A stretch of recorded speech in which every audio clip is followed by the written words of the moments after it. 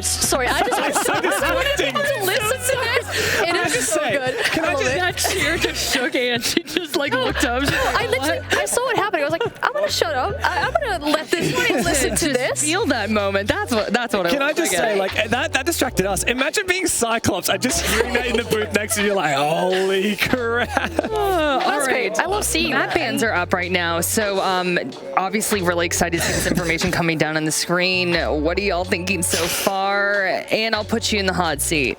All right, so we do have Liquid spinning out Clubhouse. That is a great map for Cyclops. They won 6 out of their 7 games, so it's good to get that out of the way, really. And Oregon is Liquid's best map. So that coming out as a ban for Cyclops makes a lot of sense. Liquid played it 6 times, won it 6 times. So just to get those good maps of your opponent out of the way, it's great. Oh, yeah, what is going on right now? This happens. All right. I want to talk map veto, but no. He's not going to play like this, right? I'd be impressed. Luckily not. I will say, like, everyone talks about how some of the teams here are really getting into it. Cyclops are the biggest memers you have ever seen. Gator is the king of that with his mask right there.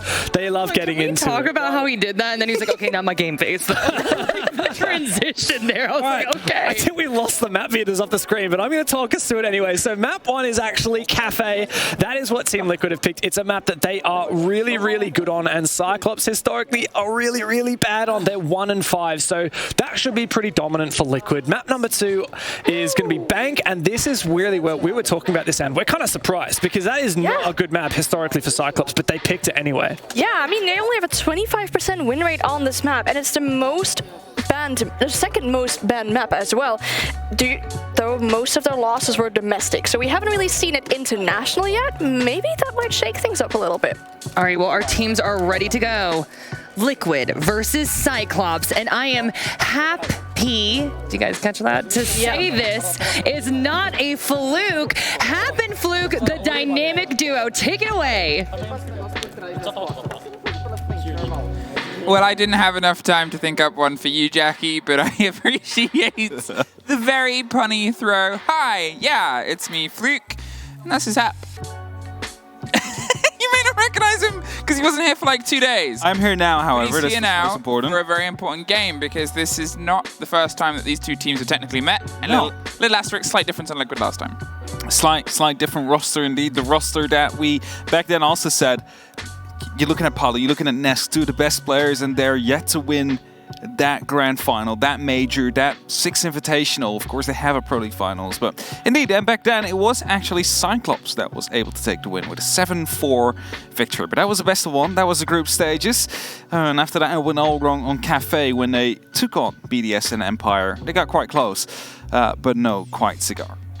And that's the conversation, is in a best-of-1 scenario, those teams with the surprise factor that Cyclops can have are great. But in a best-of-3, built over time, you're opening on an opponent's good map, it's not your choice to ban out at least 2 of theirs, it really becomes a much more strenuous activity. Trying to fight your way all the way through, seeing if you can have the full lock-in.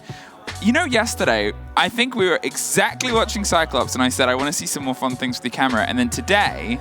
Yeah, they've been bringing it. He just made, you know, with the strategies, the coaches in the hand, he made a heart as well. Made a heart. They had a luchador mask for... Yeah, exactly, from the Mexico Major. What was that? They're having fun with it. Because they're definitely having fun indeed, and I think that basically summarizes this team. It's a team that has fun playing Siege. I think that's the most important thing to note here. Some might call them trollers, by the way they play sometimes. They have some weird operator picks, but that is just the way they play. It's just how they do it. We've said it before in APAC North as well. Sometimes they just decide, because back then the league was too easy for them, they just drop the diffuser and go for kills, and they get away with it. Lately, no really the case anymore. Damwon Kia has stepped up alongside some of the others as well, of course, and Cyclops actually had the fight through the open qualifier. And now they're here, and they said they are better than their Korean counterparts of APAC North. Well, that is yet to be seen. Let's do or die right now for them as we're headed into the very first map, Kafe Dostoyevsky. The operator bands will be coming up rightly after. 27-73. That is, yeah, that's kind of about right. Because Liquid, as you said, Neskimpalu, the best who've never won it. The 2 best players that have never quite held that hammer that is surprisingly heavy. I've not held the hammer, but I've heard tell. You heard the tell? I've heard the tell that it's a heavy hammer, but either way, they haven't quite been able to get there. The roster had changes. The roster that had been together for such a long time, they needed to change something up. They wanted to see what else could tick, and to be fair, it is ticking along. They've had a great run so far, Liquid. They are one of the only teams that's still technically undefeated.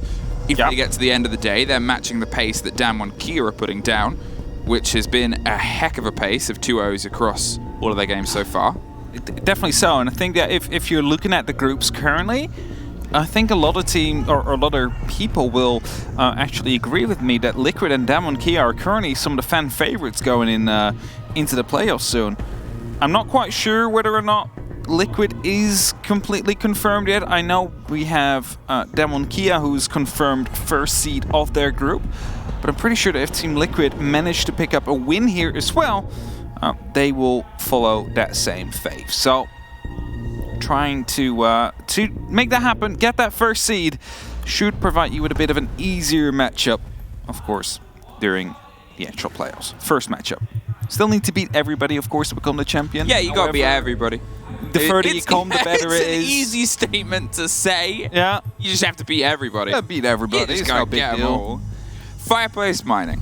We're going to start in the middle, and it wouldn't be Cyclops if they're not going to play some trickery on their opener here as well. They have the Vigil of Iogator to try and waste as much time as possible. One of the things that I loved when we watched Cyclops last year that made everybody love Cyclops at the Lost SI was when they came to Kafe, specifically in their game against Empire as well. They were so fearless. They might not have won the game or the game against BDS after, but the way they played was terrifying. It's like your average ranked game against people that have like 10,000 more elo than you that just spawn PQ everywhere. Because that's exactly what they were doing. They were bringing the fight to the outside. Empire had no chance of actually making it into the building back then. Somehow they still managed to win it. Of course, they adapted after 3 rounds. They found ways to deal with it, which was just stay in spawn a little bit longer and wait for them to fall back. But Cyclops, that kind of playstyle, the kind of random stuff they do, really works for them. And if you're not prepared to adapt to these kind of playstyles, they're going to be catching you off guard. Getting themselves set up with the extensions towards the top floor so they can roam and play around. You do sort of need to keep a bit of a mantle of control over pillars, which means that you need, obviously, the balcony itself still locked in. And if you want to feel super brave, put a little bit of pressure up onto Pixel. See if you can try and lean in towards the cigar approach and keep some verticality. Chances are you're not going to be able to keep it for too long. Piano is such a hot spot, and it becomes one where you can have multiple angles. This is a game that they're playing. See if they can see from underneath the hatch. It's not the most surprising game. Everybody plays it. This isn't a Kang-specific thing, but 3, 2, 1. You might not have the right angle. It's being tossed out 2 different angles, that is, but a lot of fireworks. No damage really being done to the side of Team Liquid. It's actually Gatorada that takes a bit of damage, but turns around and just gets the kill instead. So Cyclops are the ones to open up. So they had, obviously, the angle, the hole that came through. They pre-fired just towards Whiskey, but fired back. Got the shot, got it locked in, and they remove resets. They take that Zephyr off the board. They limit a lot of that self-destruction, but then you've got the Sledge in the hands of Palu. So on the verticalities here, it's not going to be the biggest make or break. There is, obviously, some of those Goyo shields. There's some other bits and bobs of utility that would have been nicer to be able to take care of, and maybe even some pressure onto the side of a mirror window. But here, the swing through, the pop in, and as I said, you're not going to keep control of here, but you might do what they're doing there and put some pressure onto Pixel. That is the aggressive playstyle coming out right here. Anatem putting up a little bit of damage towards Nesk here, but his position is now known. Gets swung again, and he just has to hold on. Use the Adrenaline Surge to heals up just ever so slightly, but he might be a little bit more careful now. They know exactly where he is. He's trying to go more aggressive. Blackrak does go down, however, but Iogator on a very aggressive angle. It's just trades all around here. Yeah, that's it. Gatorada gets one back. The pre-fire of Iogator, but he's going to get out of there. He was otherwise undeterred and untested, but they feel like they don't have the confidence to hold on to that. There's a rotation that's gone to the Skylight as well. Liquid have entirely tried to grasp over those players, and to be fair, they got it at the right time. Keep it as a 3 versus 3. You're not just defending the side at this point, but you're trying to keep that verticality. You've done a lot. You've taken big parts out of their game and a big gun out and 2 in the hands of Nesk. So at this point, it's more seeing what else you can do underneath with the final minute. The pressure's on White. Looks like Liquid are going to see if they can posture themselves up, crack open the backside of White and go for a plant potentially onto Dining, but it's this fight that might happen around the White stairs first. It's going to be that bit of a make or break here. It's dangerous. So be careful as well with the Goyo shield not to accidentally hit it, because that would be detrimental with Palu standing right next to it. Of course, still 3 members left on the side of Team Liquid here, and preparing, just opening up some verticalities here. The shields are kind of annoying. They might be coming back to bite them in the end, so they have to be playing around those. But the plant, of course, is going to be the next priority here. Ask is carrying that case here. PSK is going to be able to pick up at least one of these kills, but with 5 seconds left, Ask just runs into the side. It's a lineup here for Suzuki, and it's going to be able to pick up 2 kills. Here's Liquid that loses that first round. Cyclops managed to win it by 1 hidden player still in that dining room. Suzuki, he'd finished his dinner and decided he wanted dessert. And it was 2 LATAM Parrot players that sort of briskly entered and tried to get themselves stuck in. They both swung the same way. Not entirely sure what the call was, or whether they wanted to see if they could strong-arm the plant onto mining instead of dining, because obviously, you know, when you're looking at that moment, if the Zephyr was still on the board, then that is that wall popped. That's suddenly a new configuration. Usually, in those dying throws and dying moments, if you've got to just try and strong-arm a plant and get it down, the corner where Suzuki was holding onto, that's where most teams would try and plant it.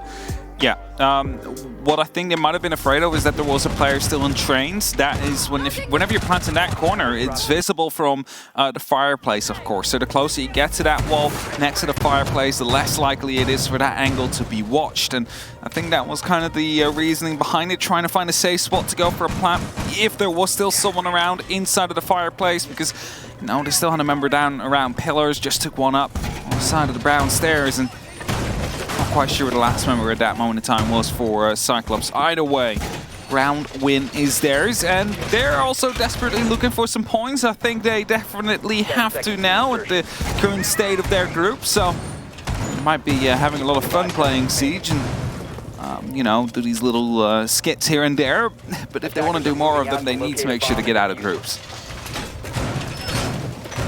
Now, Cyclops have got off to a lead, and I'm not going to get too much into this game's breakdown of what we think is going to happen, but I'm just going to sort of put a little pin on the day and the storylines that we've seen so far, and I'm going to use a tweet of our wonderful colleague, Jess Goat, where I don't know if it was last night or the night before, where she said, my predictions, they're all off at the minute, as they have been, because it's the surprise of SI. There's been all these changes. Another C4. They baited it that time around. Anis is not going to play around with it. It was Anis and the Jaeger underneath anyway. Anyway, and she said, and this is the good thing because it's surprising. The day she tweeted that, a lot of other people had got things correct. It doesn't matter. Because today, a lot of us have a lot of bad predictions. The most anyone has got at this point is 4, maybe. Who is it? There's been so, I think it was Anne. I know Anna's really doing well. Jesse's doing quite well as well. Jesse's doing quite well as well. So today has truly been, out of every day so far, the biggest day of upsets based on all of us predicting. All of our predictions, indeed. We all know that the viewers are always more likely to get it correct. Somehow they always beat us. That is, I don't think any of us have ever beaten the predictions yet.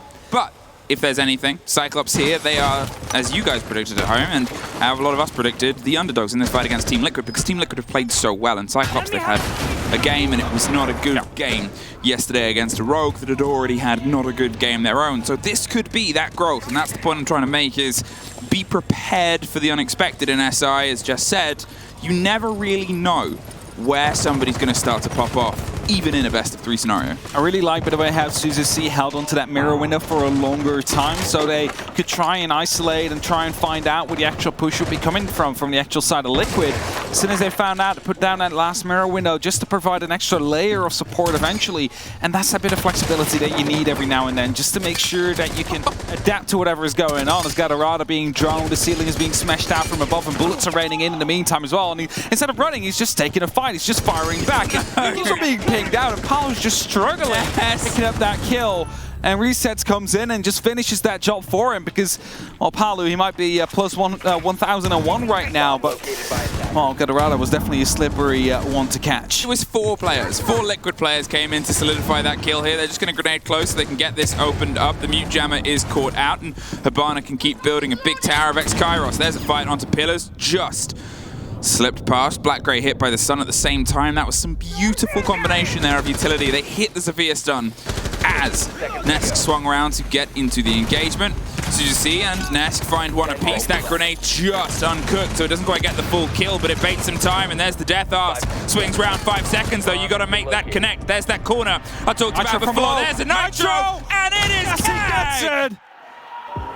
And they're happy about that as well. They're just wasting so much time. They knew exactly where the plant would be going down, and the Nitro comes in to clutch it all. It's a 1-on-4.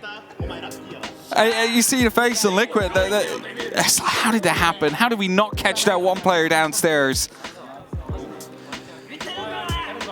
I mean, that was just right place, right time. That was your plan B coming together, and that was built on the little moments before. If you break that down and boil it, all the precious seconds of fight that castle put in to ensure that there was 5 less seconds, that's 1 less body. They had everywhere, which way watched but down. And then that's where the round ended up going. Cyclops 2-0 here, the opening Kafe. Opening up very strong here against Team Liquid. And okay, not overly confident, it's not 2 flawless rounds we've seen. Liquid should have won that round if you're going on the back of the, the players that were still left. It was just that Nitro from below that was at the right time, at the right place. And managing to pick up that kill, very important for Cyclops. As they're heading towards that top 4 now, towards the bars. This is that default site. It is site number 1. It's the site that almost always gets used, almost always gets played. Everybody knows how to attack it, and everybody knows how to defend it. And now I'm wondering, does Cyclops have something up their sleeves to hold Liquid back yet once more? I think that's the sort of thing that was a play that they had prepped. That was their last resort. And it was cool as anything. He knew where he needed to be. He knew where that diffuser was going to go, or at least he had a rough idea, and that's what the C4 was the gamble on. He waited specifically until the timer was 0. And that point, he knows if he just gets the down, let alone the kill, well, it's good. It's good. If he'd have done a little bit earlier, then they might have heard the rip, heard the tear, picked up and let go. At that point, you cannot let go. You just have to hope he's missed. Spoiler alert, he didn't. 2-0. Definitely didn't miss indeed. As the hatches get opened up very quickly again, Cyclops this time around is not trying to challenge it. No one underneath, no C4s being tossed out. They'll just let it happen, as they have plenty of other ways to deal with it. Drones are coming in, will be taken out quickly as well. Castle Barricades will be out here to support Galarada, just to make sure that the push from the south to the north is not going to be bothering too much. And as the X-Scars start opening up on the top of red, he will be gifted another angle upon him, so he will drop out, as he wants to make sure that he stays alive as long as he possibly can. Little scratches of damage done to resets there on the pop down, but he's able to find himself in the top of red, and, well, that's a way to circumvent that castle barricade. You can get that popped, and usually it's to try and keep Cigar as solid as possible for as long as possible, but here, well, they just sort of bypassed it. They got themselves the open of the rotation onto Whiskey, and it gives them that little bit of extra width. They've pulled themselves up a Pixel as well. They still have the body ready to have a firefight with. Usually, those reinforcements in Bathroom are done the other way around. They don't have a direct sightline towards the door of Bathroom, but this is Cyclops, and this is how they want to play it. They somehow take that fight against Parlu. Just slips by as Nesk's able to get one back. Trying to drive themselves closer and closer to a confrontation, but they're concerned about somebody being below. The fire passes. Goyo's gone, and that's them stacked up ready on 90, but he's trying to give them something to think about. More openings are being made here with the X-Cars, trying to lock out as many angles as possible for Liquid's sake. Cyclops, if they're allowed to swing, they will definitely go for these swings. Still that shield that will somewhat worry them. Smoke canisters are being tossed out as well. 40 seconds on the clock. Impacts are being used, and that's a shot from the back. Galarada gets yet another kill, and he will be drawing the attention towards himself. Nask is trying to find more answers to Liquid's problems here, as they're a man down now. Knows as well that they could be coming back up the stairs. PSK is holding that off, as more of these smoke canisters are being locked in to try and delay as much as possible. Us gets Anaton, and Galarada has nowhere to go, because PSK was, as you said, around that point. They've been able to get all the way to Lumber. CZC's underneath, and that's a pressure point because that's a C4 in his pocket, and that is a Nesk off the board. One more! Black-Gray with the double down inside the core vault. PSK is nowhere close, no time. And Kag have completed the opening rotation, a 3-0.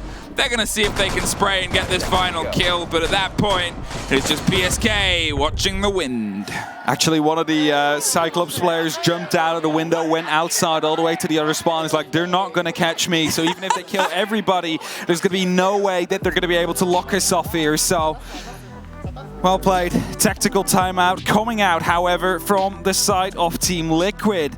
And that shows you something. This early on, them calling a timeout, that means that they quickly want to solve an issue that seems to be arising. You see the coach just taking the time to talk to his man. He needs to hasten that way to counter Cyclops effectively, because otherwise it will just continue to, get out of hand here for the side of Team Liquid. It is fun siege. Full stop. Sentence, paragraph completed, sent in.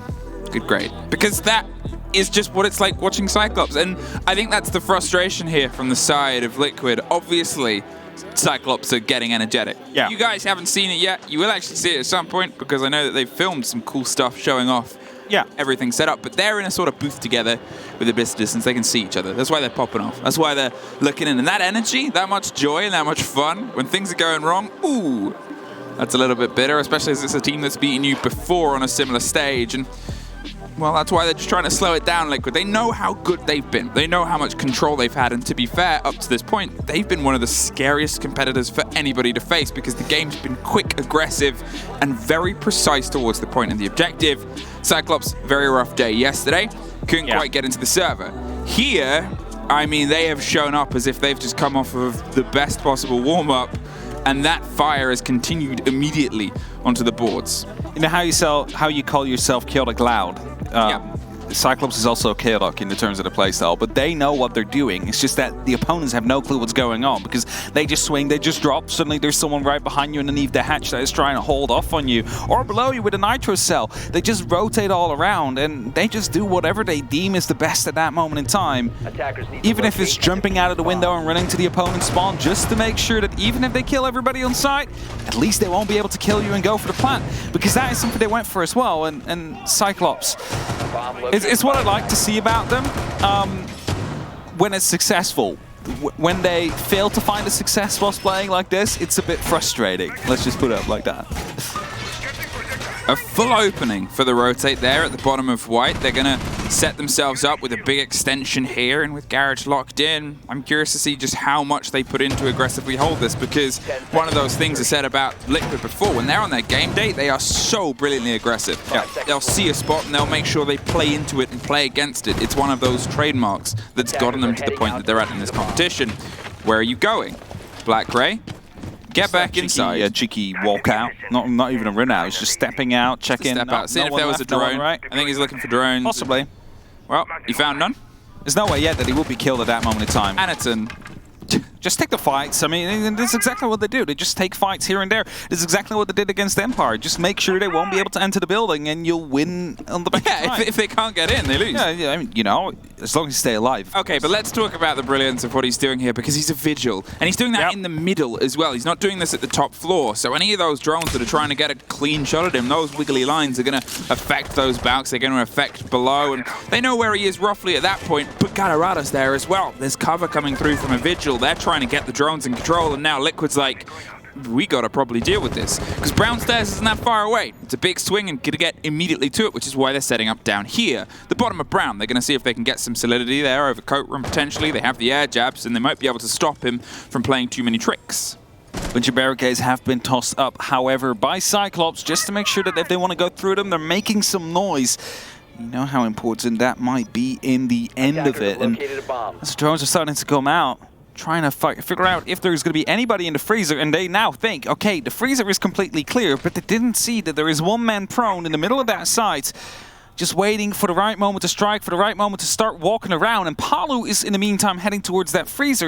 It is getting quite risky here. There it is, they've got the ping on the body. Resets has instantly moved in to try and apply the pressure, but Anaton is the first to find the fight and success. As you see, he is under that intense pressure that comes through from Resets, and there's a Zafir on the other side. Got to go back, reload. Couldn't quite get it on the first knock, and now they're aware. Anaton wants to come down these red stairs. He's got a fresh idea of this body and this pressure coming onto Goat, and he's going to ensure he's not checked and found. He can pull away. And there's the impact. There's a reveal on a body that's already slipped on by. Doesn't quite have it correctly, but that puts more pressure onto resets. He knows they have an idea of where he is, and that's why he's frequently checking all the angles he needs to, as well as the stairs either side. The flashes come through.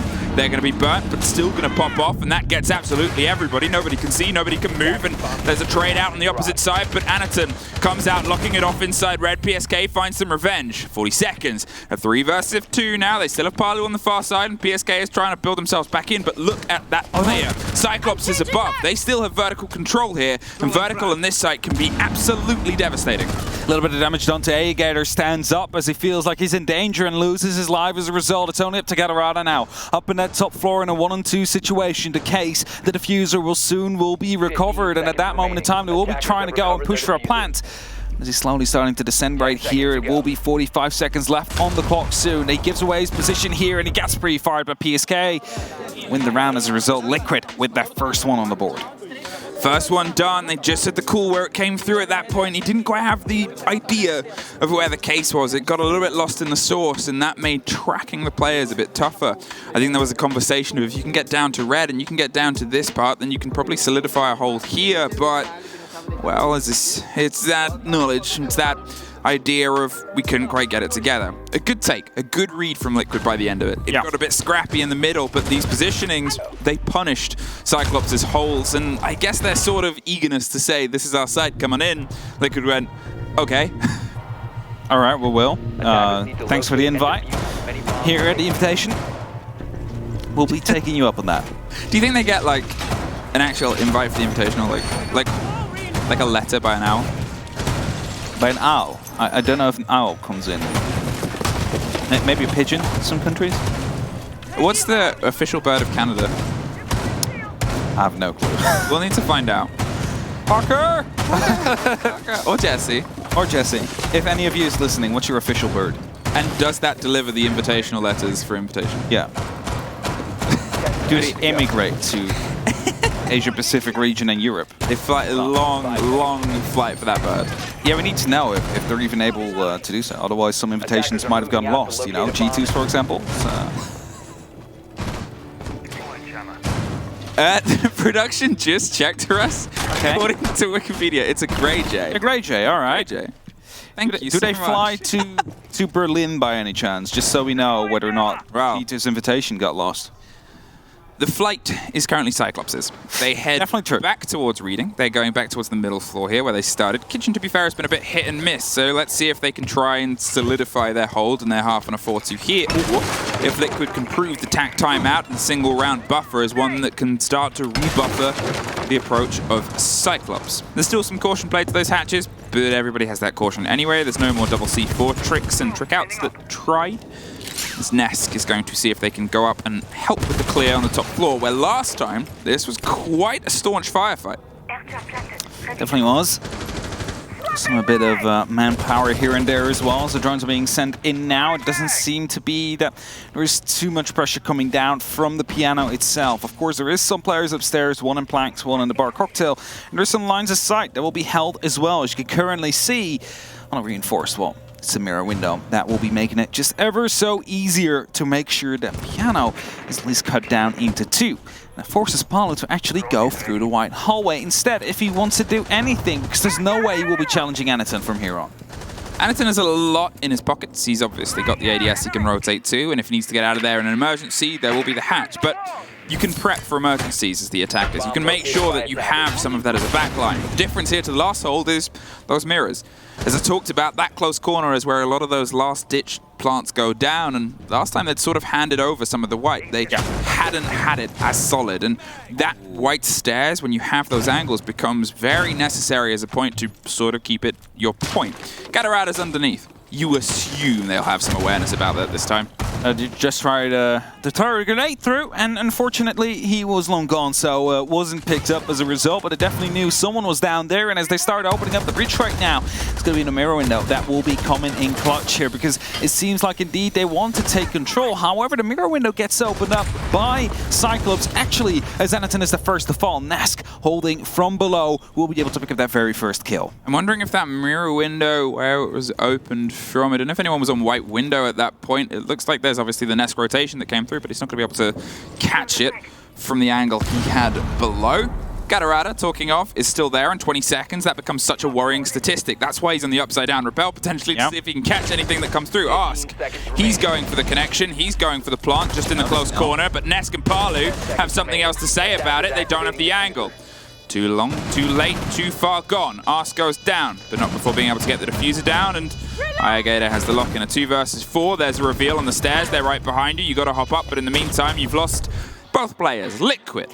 They've said that team talk is everything they've needed and proven it with 2 rounds in a row. Can they even it up before the turn of the half? A good systematic clear here coming out from Team Liquid. They knew exactly where the players of Cyclops were. Nothing really changed too much, and you saw them adapt to it.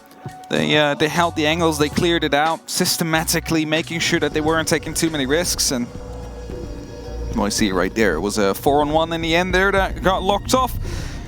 Not quite a flawless, but a round win, and that's all that matters in the end. As we're headed towards the 6th round right now of Cyclops' defense, they have an opportunity to go into that second half with the lead, because they started off so strong. That 3-0 lead is quickly starting to evaporate here. Team Liquid just a singular round away from, well, making it back even.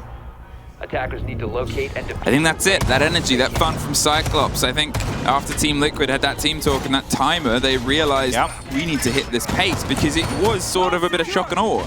Cyclops hit the ground running. They made sure they put pressure onto that late game, but it's not that they forced little mistakes from Liquid, but Liquid weren't quite playing to the level of a team that had sort of entirely woken into this series. It's a long series, but if you don't try and meet that maker, then you're going to get made. And now that's the sort of the problem that Cyclops are finding here. Those little games, those little holes that they're otherwise able to exploit. Oh, that is cheeky. Oh, that is a very good spawn indeed. Right into the trash bags. You're going to see that one in a lot of games, see isn't you? that one in a lot of ranks. So do not use that door anymore if there's a captain on the board. It's unsafe. That is guaranteed going to be landing a kill if someone wants to go through that door. Obviously, there's still the line there, but still. It's just, you know, there is a small little area where you can actually see it, but if you're droning it out quickly, you're not paying attention to that small of a detail. Always check your bins for Capcan traps. Check the trash bags. Gatorada, where are you going? Ayagator goes out as well. They smash the window. Can he get back in? He does. No way. Gatorada throws himself from the top rope, sort of says, hi PSK, bye PSK. We just saw a Liquid player pop off the roof at exactly the same time. If they were still there, they might have at least been able to pick up the trade, but oh, that is just a bit of a blow early on, isn't it? It wasn't a single jump out as well, it was a double one. So even if the first one would have been picked up, the second one was there to at least finish that job. And this is Cyclops saying, oh, you've brought a Nomad. That's fine, we'll just take you out before you can place any of these air jabs, because we like to jump out of these windows, and we'll demonstrate it to you right now, PSK, as they pick up that very first kill of the round. Another entry going the way of Cyclops as they're looking to find their 4th round here. Also, of course, looking to pick up points overall in their group stage. They do not want to go home straight away. They said they were better than the Korean counterparts. They still have to show it. And playoffs would be the perfect way to do that. Blackray playing around the pillars right here. Spots out a player just ever so slightly, but it's going to be the alibi. Prisma instead that gives Ask's position away. He lives barely, however. 10 HP left on his counter. Now Blackray in a secondary position right here in reading as Ask yet again goes for a plant. Low on HP, however. Anaton's able to find us. Blackray opens the door back in and takes care of the fake flank watch. Now, with the Cold Diffuser inside mining and pillar control entirely away from them, this becomes so dangerous. Pillars is the big part. Whoa! Blink and you missed it. Blackray just wiped the resets off the board and leaves Palu, probably with a stunned silence. Hey man, where is he? I don't know. And now Palu has everybody else to try and get through here. The first is down the stairs, and it's an easy cleanup on Muzzy. There's 2! An unbelievable swing round from one of the greatest players to ever touch the game, if not the greatest. But this is still a tricky situation, even for that champion. Case is under control, verticality out there. Palu really needs to go for the frags right here, but if you just look at how dispersed the players of Cyclops are, there's going to be no way that he will be picking this one up. And Ayagator, as soon as he takes out the cam, swings right around the corner, picks up that kill, picks up the round as well. Cyclops going to the second half leading 4-2 over Team Liquid. And Team Liquid already used their tactical timeout really early on, round 3 to 4, you know, after round 3 ended. And that means they won't be able to do it anymore. Cyclops still has that available to them. And of course, I'm not saying they should have taken it now. I'm just saying that if it does get any trickier later on, that piece of, you know, utility that Liquid could have has already been used. To the top, Team Liquid, and let's see if you can build some safety. Hi, Ossa, you're back. And this was a question that we sort of had because Cyclops, only team to play with Ossa so far. Obviously, she is allowed in this tournament. She was allowed in this. She was allowed in the qualifiers as well and some other places. But it's the first showing at Invitational. And it's the first showing where we get some true international taste because you also have to take things into consideration. Invitational is the big cake. It's the celebration at the end of everything. And you test ideas out in generally 2 different places to get here. Scrims, and then your league, your general performance to build to this point. Ossa hasn't been freed for a long time. Very small window. Hasn't seen a lot of continual play. And there is that break around December to now between the last sort of competitive siege you see outside of a couple of qualifiers to this, where you're probably not going to see too much of her because she hasn't had the teething issues of the secondary step, the league play yet. Now, we did, okay, I know I'm going to say I missed the Benelux, right? But we had the Benelux Cup in between everything and the Six Invitational. And Ossa was also being played there, but actually showed quite an interesting use on Kafe. You can apparently use the shield to get on top of the skyline and get a closer angle, but I'm not quite sure if that's allowed. That's the whole point. I'm not quite sure if that's allowed. I'm not sure if I'm assuming it's the vault animation onto... Yeah, you vault onto the skylight. I mean, I guess we'll see. Well, we'll see whether or not they'll use it. That would answer most of our questions here. But I mean, there is definitely some interesting ways to use Ossa. And what we've seen as well, of course, is that shield trying to bait utility with it by going for that placement animation, but also trying to bait a swing while you're actually on your PDW at that moment. There she is, setting up on this, a very kind of powerful corner potential. Loading the magazine. I'm not entirely sure what that was, Anatton, but he's at least reloaded and is going to slowly creep his way towards the white window that overlooks the bathroom. They want to see if they can pinch some pressure here. They're trying to do this as a bit of a classic take. Sounded like something just got popped open by Gon 6 though, and Gadarada, it was the hatch. He's dropped his way down. He's going to see if he can get underneath in a pretty sneaky way as he's opened up that hatch that was obviously just above train room. There's somebody waiting, the Aruni, just caught in the corner, Palu. It's a heck of a gun in the right hands, and his surely are, but 16 bullets versus an LMG. You need to hit your shots, otherwise you're going to be struggling to get out of that one alive because those 100 bullets are just going to be following you as you try and retreat through the soft wall. Now, Paulo, of course, the man that is currently on plus 1,004, the only player in Siege history that is on a plus 1,000 KD, and Xanaton is currently using that shield to try and get some information out. A smoke canisters to be tossed in. However, ADSs are picking them up, and the second one will go through as well. Grenade, however, gets cooked perfectly, and Cyclops yet again get an opening kill. That was it. They had an idea of a player. They used the smokes over the top to burn it. There's the fight that happened underneath. LMG lost it out because, as I said, it's not got many bullets, but in the right hands, well, it works wonders. And here's a pretty much the right hands. Ayagator. He's going to see if he can put some pressure on the far side, but look where the diffuser is, and that's a worry. If that goes in for the swing and it goes wrong, Anaton's isolated, but it goes so right. Can't quite get the next. He hit the wrong button, and now they've been able to pick the pieces up on the other side. Black Gray is trying to creep his way across in a 3 versus 1, but an isolated diffuser. There is not really much you can do at this point. 15 seconds. Palu for his third. Unfortunate time to knife, I guess, because otherwise Palu couldn't have fallen. Then it would have been a 2-on-2 situation going down. I don't know what to think about that. It was an LMG, I believe, right? Even on the Zofio. So wasn't that a reload was necessarily needed? Yeah, I mean, sometimes you hit the wrong button. That's definitely... I'm not saying it was that. You know, you don't really entirely count. I think it is, but... bullets in that situation, but it was an LMG. I guess we might get it on the replays here. Yep. Yeah. Had 120 bullets left. Yeah, so, I mean, you could have just continued pressing left mouse button, but maybe it was a panic knife. I mean, it's the worst sort of moment to have one of those. It's definitely worse when the observer is watching, which they usually do when it happens. Easy is always watching. So's Medics, so's Ciano. Protect your Yeah. bombs from Everybody's being always used by watching. attackers. Our 3 wonderful observers. Definitely so. Are we just letting that hang for a second? Just the We're letting it hang. Dramatic effect. dramatic currently, effect to... after that knife. Well, usually when we compliment them, they say something sassy back to us down in our comms, but we'll... Oh, there it is. You guys never hear it, but they're wonderful people and wonderful observers. I didn't hear it. And that was a wonderful round. 4-3. Team Liquid, they're not too far behind now. They've been able to take their opening defense here, and, you know, a 4-2 defensive half on Kafe isn't the most outlandish thing. It definitely isn't. I think, however, Cyclops had a good chance of winning that round that we just played. Again, I'm going to be bringing it down to just mispressing that button to go for the knife. Otherwise, that could have been a round win for Cyclops. Either way, 4-3. They are still in that lead, and Team Liquid are trying to fight back now. And this is something we see from a lot of the APAC teams. The Lion comes out, and you shouldn't be surprised if it ever gets banned against a team from the APAC region. They are so efficient with it.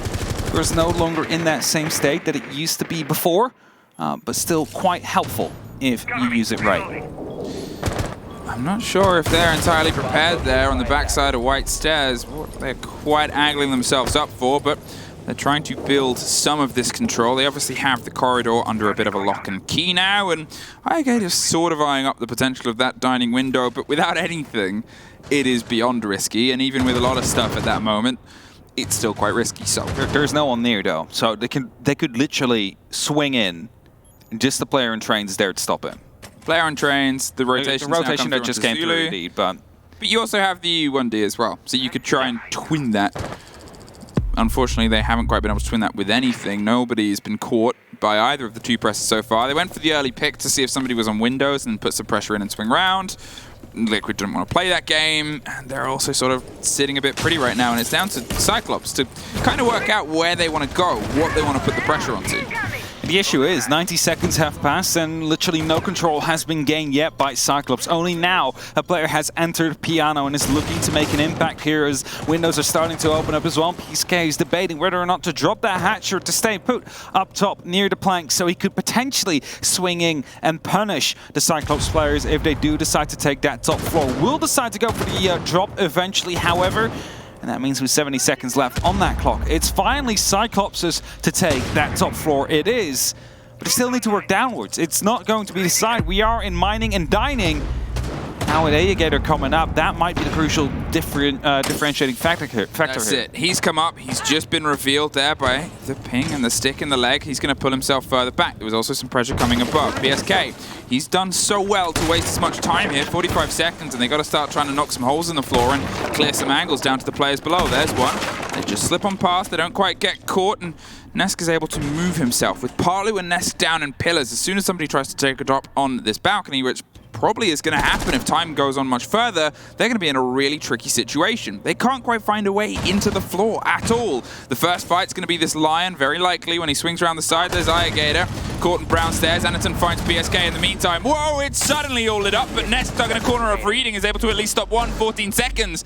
Nesk is rotating his way further around, gets an easy pick up in the diffuser. Cold, the most important moment in kill. He's running off to Laundry. He's getting the heck out of there. They're firing and spraying and doing everything they can. They've got to pick it up. They're in the wrong place. And Liquid sliver and slink away. Nesk claws around for them and brings them back balanced. The LMG actually started firing at the exact right moment, at the exact right spot, but Nesk went prone and managed to make sure that he dodged all those bullets that did come through in the end there. As we're going to get a tactical pause now from the side of Cyclops. They now feel the need to discuss something after 2 rounds basically slipped away from them. One was a mispress to some extent. The other one was them being unaware of the fact that Nesk was so close to the diffuser carrier and being able to pick that one up without any direct punishment coming through from the rest of Cyclops. That is something that they need to change. That is something they need to prevent from happening again. Little mistakes that cost you end up a little bit more as the round goes on. Obviously, in that situation, they seem to be locked out. They couldn't quite get a clean entrance anywhere, and they went with a sudden burst. They threw themselves into the engagements and things started to light up. The amount of players that got caught by goo mines on the approach was pretty high. There seemed to be one... Yeah. I mean, at that point, Legion had been uncontested for the whole round, so he had the maximum amount until, you know, the dying 20 seconds. Yeah, definitely so. And then at that moment in time, you need to push. There's not that much time left. You cannot check the floor if there's any of those goo mines just laying around. And, well, you'll step into them. You have to pull it out because you're just slowed that much. And if you need to make it all the way to the site, it is not going to be a fine walk. Kitchen is going to be the next site once we do continue with our game. And as we do that right now, it is currently a 4-4 split. So Liquid has closed the gap that Cyclops was able to build up over that first half. And now they try and take the lead instead. Down to Kitchen. And Kitchen's been a little bit of a troublesome site for most people. It was once upon a time a favorite. It was, for a lot of people, the second choice site. It is a pretty consistent marker, but over the past about 4 months, we've seen most teams gravitate towards the middle floor of Kafe. We've seen a lot of reading room play, especially over mining and dining, as a sort of preferential place. Yeah. Even bars fall in favor, as obviously we've only seen it once out of the showing today so far on both sides. And it used to be a pretty standard traditional. Obviously, we're still going to probably get the rotation of it on the Liquid side, but to have teams have that as a sort of relaxed pickup, I'm curious to see what Liquid wants from the solidity of a pretty OG sort of pairing here on Kitchen. Attackers recovered the... It's going to be the first Rotero to pop in. That's 2 ADSs and a shield gone. That is a very good start here for their attack. All Cyclops. All they need to do now is just hunt down the player that's playing inside VIP there and potentially behind the whiskey bar as well, as those two positions will truly open up a lot of space for the rest of Cyclops and their attack. Just a small issue. PSK is playing that with a close shotgun and, of course, 3 gas canisters as well. So able to stall out a lot of time as a second Rotero will also be used. Get rid of the bot wire, not the actual magnets right above the door. So there is going to be 3 pieces of utility that will have to be tossed through before they can effectively grenade. Gatorado once again is holding the Zulu angle. He got here before and held it for a while, but then lost the eventual firefight versus Palu. This time there's not other intense presence that's coming to him. Whether they're concerned about players up on top or not, nobody is. All of Liquid have spread themselves around the ground floor for the defense this time. They feel more confident with it inside, with only 1 player actually inside the site. They're bouncing around Freezer on the opposite side to give some swing extension if White is the next bit under pressure, but they're sort of waiting, Liquid. Waiting for some of the pressure to come down from Cyclops' side, who are still top floor, going for a clear, prepping and preparing. I mean, it's the whole point, right? Cyclops are the ones that need to bring the aggression towards Liquid. If Liquid just stay here for 3 minutes into the round and nothing happens, they will win that round. So Cyclops are the one that need to speed up. And as the E1Ds are popping and the hatch will be opened up, then surely they're starting to, well, structurize themselves around the take they want to go for. And it seems like it will be a Freezer, or at least a Freezer side push. But what they need to do first is get rid of that English shotgun inside of the VIP, obviously. E1D pops off, and PSK is about to pop 1, can't get the second, and they're dropped off. It's Gatorada, found by the resets though. Not going to be able to get the reset onto that player, and with Anaton off 2, Black Gray's the next to find 1 eye again. It goes huge! Cooks up a bit of a storm there on the front of the Kitchen, finds 1 either side of the bakery, resets. He's now the only player, was the one inside sight, but not for any longer. An important round there. As I said, Kitchen, it's not the strongest site for these teams, it's the tertiary. Liquid just need 1 more to try and hold on to, I guess, see if they can pull this. Cyclops need 1 more if they want to pull this to map point. Yeah, Cyclops is definitely coming close here now, looking to be able to redo what they did during the last Six Invitational, back then in the group stages when they were about to be sent home, looking to find another win against Team Liquid. This time, however, not best of 1s, but best of 3s, so even if they take the win here, they will still need to do 1 more on either Bank or Villa to take the full win. There was a second of Monty there, swapped out for the Ossa once again. Gonna see if she can be the connection, the missing link. She wasn't quite there for them before. We saw the gadget get deployed and placed, and we saw use of the smokes, but I wouldn't say her specifically being the big part and factor of that. A well-played and placed grenade was really the difference maker. But then we go back to that Zofia, then we go back to the sudden Eastern front charge where they threw themselves in through the windows and tried to get that pinch. As soon as that diffuser was in an isolated position in a player's pockets, it was massively risky. 10 seconds. It was. I still don't know about the Ossa pick. It's an operator that is starting to be brought, mostly by Cyclops, but we are yet to truly see Attackers are heading out any to impact defuse from the it. bomb. I think that's it. I mean, the shields do get deployed, some utility does get used for it, but Bomb diffuser. it's not Attackers like recovered the we've bomb seen it diffuser. make any major impact here. And something what I do like, however, and that is something we might be able to highlight, is if we go to the bar, if we go to that top floor, there is a way where you can go for a plant. You go all the way to the left when you drop the new hatch, you can place a shield there, knife it once, just to make sure you cannot look through, plant right behind it, and you have that little bit of bulletproof cover you can use it for. That is a way I really like to see these Osa shields being used for. Same goes for Coastline, can do that for service, for example. So this is also an interesting way to play it, just so you can hold off to those white stairs a little bit more safely. I mean, it's cheeky, especially with the concern of the windows. It gives them a little bit of a better angle onto you, so you got to make sure that Hanaton is comfortable to play it. They would have had the deployment, probably. It is quite a noisy device, and Ask is keeping it at arm's length. He doesn't want to go too wide, because as soon as he does and sees that see-through bulletproof, you might have a slightly different idea. Anaton, what are you doing on the roof there, mate?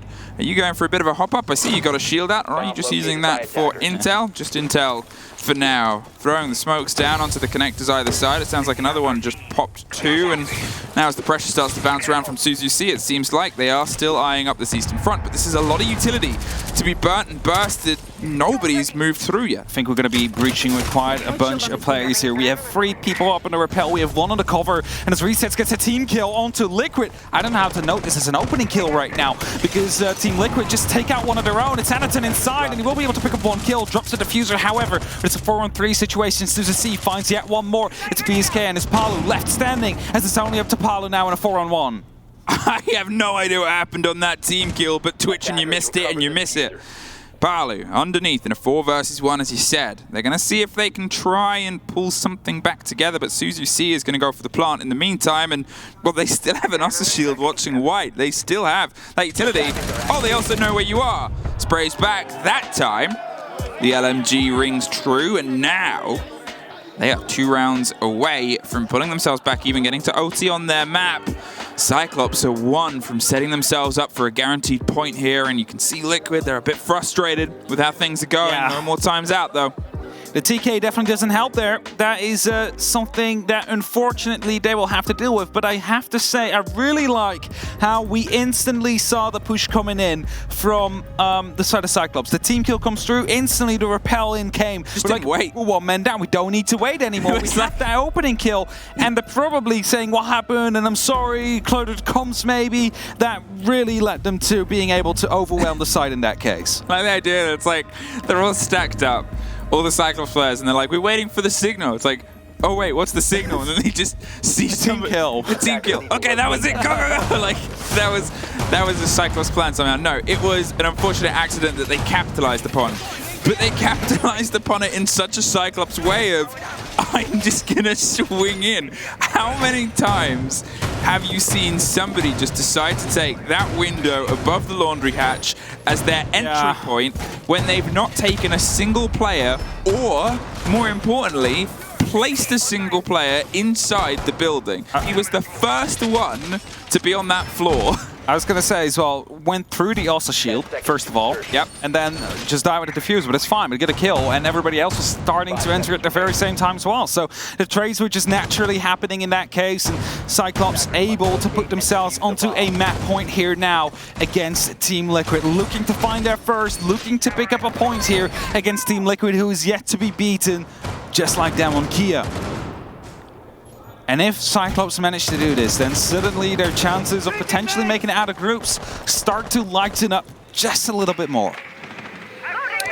It is exciting, and it is just their way of playing Siege. And Liquid, once again, as they did a year ago, seem a bit lost. They seem a bit out of sorts. And, you know, if this is a map that they can't quite pull back, it begs some curious questions about what we're going to see, obviously, on Bank Up next, which is still a great Liquid map, but it's where Cyclops, I believe, are statistically, they're either unbeaten or they're close to, with a recent performance on there, and the energy of this map, it's going to be a heck of a sort of time and moment for Liquid to talk it over. There's a reveal. We have two 417s on the side of Cyclops now. The Lion is using the 417 instead of the 3308, and Aegator as well instead of the Famas. That is also something strange. It does a lot of damage though, 70 hit points if you just get one shot off. If you hold long angles, it is definitely worth trying to go for it, especially if you start chipping them down later on. Ask takes a lot of damage from that first Grenadier, swaps over to a shotgun, but also realizes it's not perfectly the play here.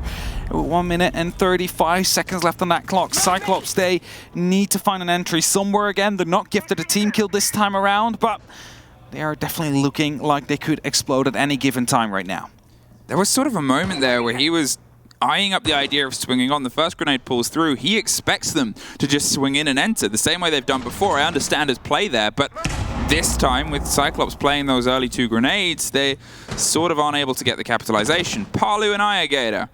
I mean, it's a very different gun rather than the LMG to go in. You got to make sure you get that hit clicked perfectly, because Palu, he's rare to miss as well. He's dabbling the swing. There it is, though, locked off. And the opener at the bottom of White Stairs starts to scream up closer and closer towards the top. Arse doesn't have a huge amount of health, and that means it just takes a scrape regardless of how much damage this gun has. Resets is there to try and be a buffer in between, and he's going to see if he can keep the connection on the White Stairs before they get all the way to that mute with the C4 in pocket, and is able to keep it locked in. But there it is, a huge trade and trade on the other side. Gatorada and Nesk. Either way, they started to try and stem the balance, but now it's a 3 versus 2. Still 1 man up on the rappel, and we have Black Ray out here holding tight as well from Cigar. 20 seconds left on that clock. They need to find that Maestro, and as the flashbangs are coming in, as Black Ray going aggressively, gets team flashed himself. Resets, picks up the very first kill. Nesk somehow just survives, and PSK gets the very final kill there. Liquid cleans up, and they live for yet another round, pushing it to round number 12 here. Looking to push it to overtime. They do not want to lose this map to Cyclops. At least they're not planning on doing so. And they got quite close, Cyclops did. Just unfortunately not the cover on the staircase at the right time. Otherwise, they could have pushed through. Now, I'll confirm it when we lock in, but with most of the operators missing, a turning around to conversation. We haven't seen Monty yet. We haven't seen the Man Mountain, a terrifying player in the hands of Oster, and I'm wondering if it's something that they might bring out now, or if it's just they feel like the pace that they have when they're actively gunning is a different story. Buck to the Flores and the Goyo to the Warden. They're going to hope they go for something with smokes and a bit of a sneaky play, but down to Kitchen is where it's going to have potentially the end or maybe the start of it. Now the warning came out quite well in the last round where the flashbangs came through, actually team flashed Black Ray, and he just activated those smart glasses and wasn't really affected by any of it, which of course in the end resulted into him being able to pick up those kills. That was Nesk. I believe that played it that time around. This time it will be Palu, having an SMG 33 in his hands. You need to be quite good with that gun to get kills with it. I personally am a pleb, and I struggle with that gun. 5 seconds left. However, I have a feeling that Palu might be a completely different beast with it. I think he's like, I don't always confidently say this, but I think Palu is a better player than you. Yeah, right. Yeah, that's. I don't say it about every player that's literally what I thought as well. I think Palu's a better player than me. I think he's better than or any gun. Yeah, and in the right hands, in the right ideas, any gun can be made to work. The MPX and Latin America is the famous sort of combination as being stronger than in any other region. And here, this is the pressure that's coming around onto that fancy bar in the corner, over the seating and over the top. But they have very quickly, as you said, been able to use the Flores to get rid of all of the holster and the holstered parts of that piece. The shield gone, ADSs and anything else locked in. There is obviously a Wamai disc, but not really in a position to help, so it'll just be down to the smoke canisters. Rotation made as well with the Rotero, just to make sure that they can push right into the freezer if they need to. First smoke canister also being used to try and slow down this push from Cyclops, because they are still onto that map point, and as they create that rotation just to have another different angle inside, of course, into this area, it is Anaton that will be pushing first with the shield, with the talent shield, providing a longer angle into the actual site, so he can try and challenge that as well. That's it, he wants Nesk to swing back into him right now. Anaton has some pings and some ideas, but the smoke's going to go over the top, and Well, they have a ward and then they have their own smoke just to sort of stop it off. Black Gray utilizes the cover to get closer, but until that smoke canister pops, there's nothing you can do. Still have some pressure coming out from the side of Kojak, and of course on the upside down repel as well, so they really need to be careful on PSK's side. He cannot step back too far. He might even be pushed from 2 different angles at this very time, as the shotgun swing is close to be coming in right here. The pings are still coming through. The shotgun gets shown. Anaton gets his head blasted off as he tries to swing around with the shotgun. It's the second kill to come in from PSK as well. It's a double entry that will potentially guide him towards an overtime here as he uses his last smoke canister to try and slow them down. 60 seconds. Resets, picks up yet another. It's up to Gator and Caesar C now in a 2-on-5 situation to try and lock this off. I mean, that wasn't good. Anaton swung the one way to be a bit concerned with the other, decided to try and take a drive, where, as he said, so much else was set up, and that was easy for PSK. The calls were continually coming through. We saw the pings on our side. We saw the barrel of the gun. They knew he was there. They knew he was active and itchy and wanting to fight and baiting and jiggling into it. Yeah. It was a misplay. Thought that they could swing around and cover the either side, but either way, you have this impression that you're going to be watched from both angles at that point. You need the Sophia to try and make a bit of an entrance, at least fire a Grismod. That's what I was going to say. Fire a concussion grenade through that hallway, just at least to make them concussed a little bit. Then you can start to go for a push both at the same time. You had that smoke you could have used to go for the push. Hell, even at that moment in time, it would have probably been better to just push through the smoke canister of Smoke himself, take that small amount of damage, but pick him up when he least expects it, and suddenly you have that opening. Because right now, Cyclops have given away their 2 match points, and it will be Team Liquid that brings it to overtime, and they will be on the attack first. The Cyclops back to the defense they go. See if that works out a little bit better. Of course, they managed to pick up 4 rounds here, and they have 2 more of them during this overtime. So statistically speaking, they are in a good seat. It's a very important round, Liquid. If you can take your attack here, if you can try and break that mold and build yourself against Cyclops here, because to be fair, the 2 that you took, they weren't the last 2, but they were pretty much as close as you're going to get. You started to warm up into your attacks, and now you have the chance to hit them fresh. And the most important one right now, because if you can lock this in and continue with the performance you had on your early defenses, then this could be you taking this off, and it's worth it. Because A, it's your map, B, it's for the full 3 points, something that both teams, you're always going to desperately need them. Liquid less so, but I'm not sure if you've run the maths or not. Will a 2-0 secure them? I definitely think it will secure them. I'll check it when we're done with map 1, just to double check, just to be run the numbers, completely sure of them. I'll do the quick calculations in my head. Let's go into Mine Palace for it. Either way, it is quick use of the Excaliburs coming through. The hatches have been opened up as well. Liquid wants to go quick on the stop floor. Make sure that they have as much time as they possibly need to get rid of that first floor and the holds all around it. And as there's only 1 player active around the balcony here and 1 player near the white staircase, they might just as well be allowed to completely push through here. Well, Black Ray and Gator, they sprayed their way across, and they're sort of waiting for this approach right now, but remember how they played this quite aggressively before? Palu, he plays it aggressively back. Anaton caught out with the attempt on the run-out. We heard the impact hit, and the Vigil was entirely cooked and smoked there. Whether it was intel or whether it was just preparedness for the games that Cyclops like to play, either way, this is that warming up I talked about. At the beginning, Cyclops were able to get a distance because Liquid weren't quite aware and prepared for the pace of the game that Cyclops wanted to play. Obviously, they have long since matched that and made sure that they can keep sort of demolishing and moving forward. Here, there's still a lot of work left to do. 1:20 to do it, but with that opening body off the board and with control of some of the roam, they can really start to solidify their angles towards that plant. Only 1 player left on that top floor now. We have 3 around this site. No one directly inside of reading, which could be problematic. I'm not quite sure what the current situation is on the verticalities that have been created in the bar. Of course, as Black Ray playing there, will have a bailiff, so he could be creating them at demand. As right now the push seems to be coming down into the trains area. Gadarada loses his life there. Nesk gets taken out, but could use one of those adrenaline surges to pick himself back up as Black Ray tries to trade. They're actually going to go for the pickup themselves, and it's a big costly moment. Suddenly, Cyclops have been able to swing this back into their favor. Resets.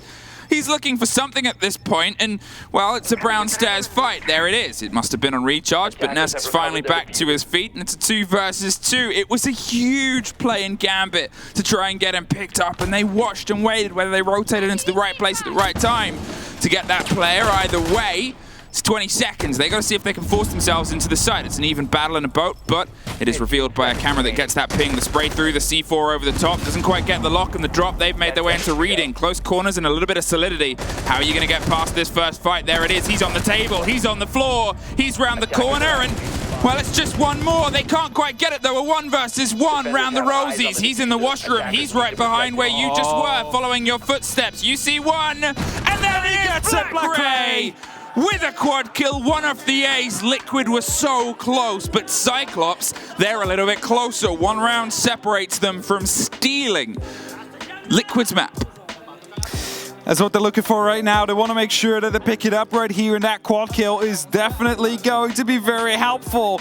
As I said, the down came through. Finke can pick herself up, but probably the adrenaline surge was still on cooldown. It took a while before Nesk actually used it there, and well, some kills went off the back of it. It's a 2-on-5 clutch that came through. It is a quad kill from Black Ray, and that puts us at 7-6. Again, a map point here for Cyclops. Can they lock it off this time around? They're headed towards the kitchen. A defense from Team Liquid. That is the site they need to crack yet once more, and they struggled with it in that last round. So let's see if this time around they can do better. It's so close right now for you.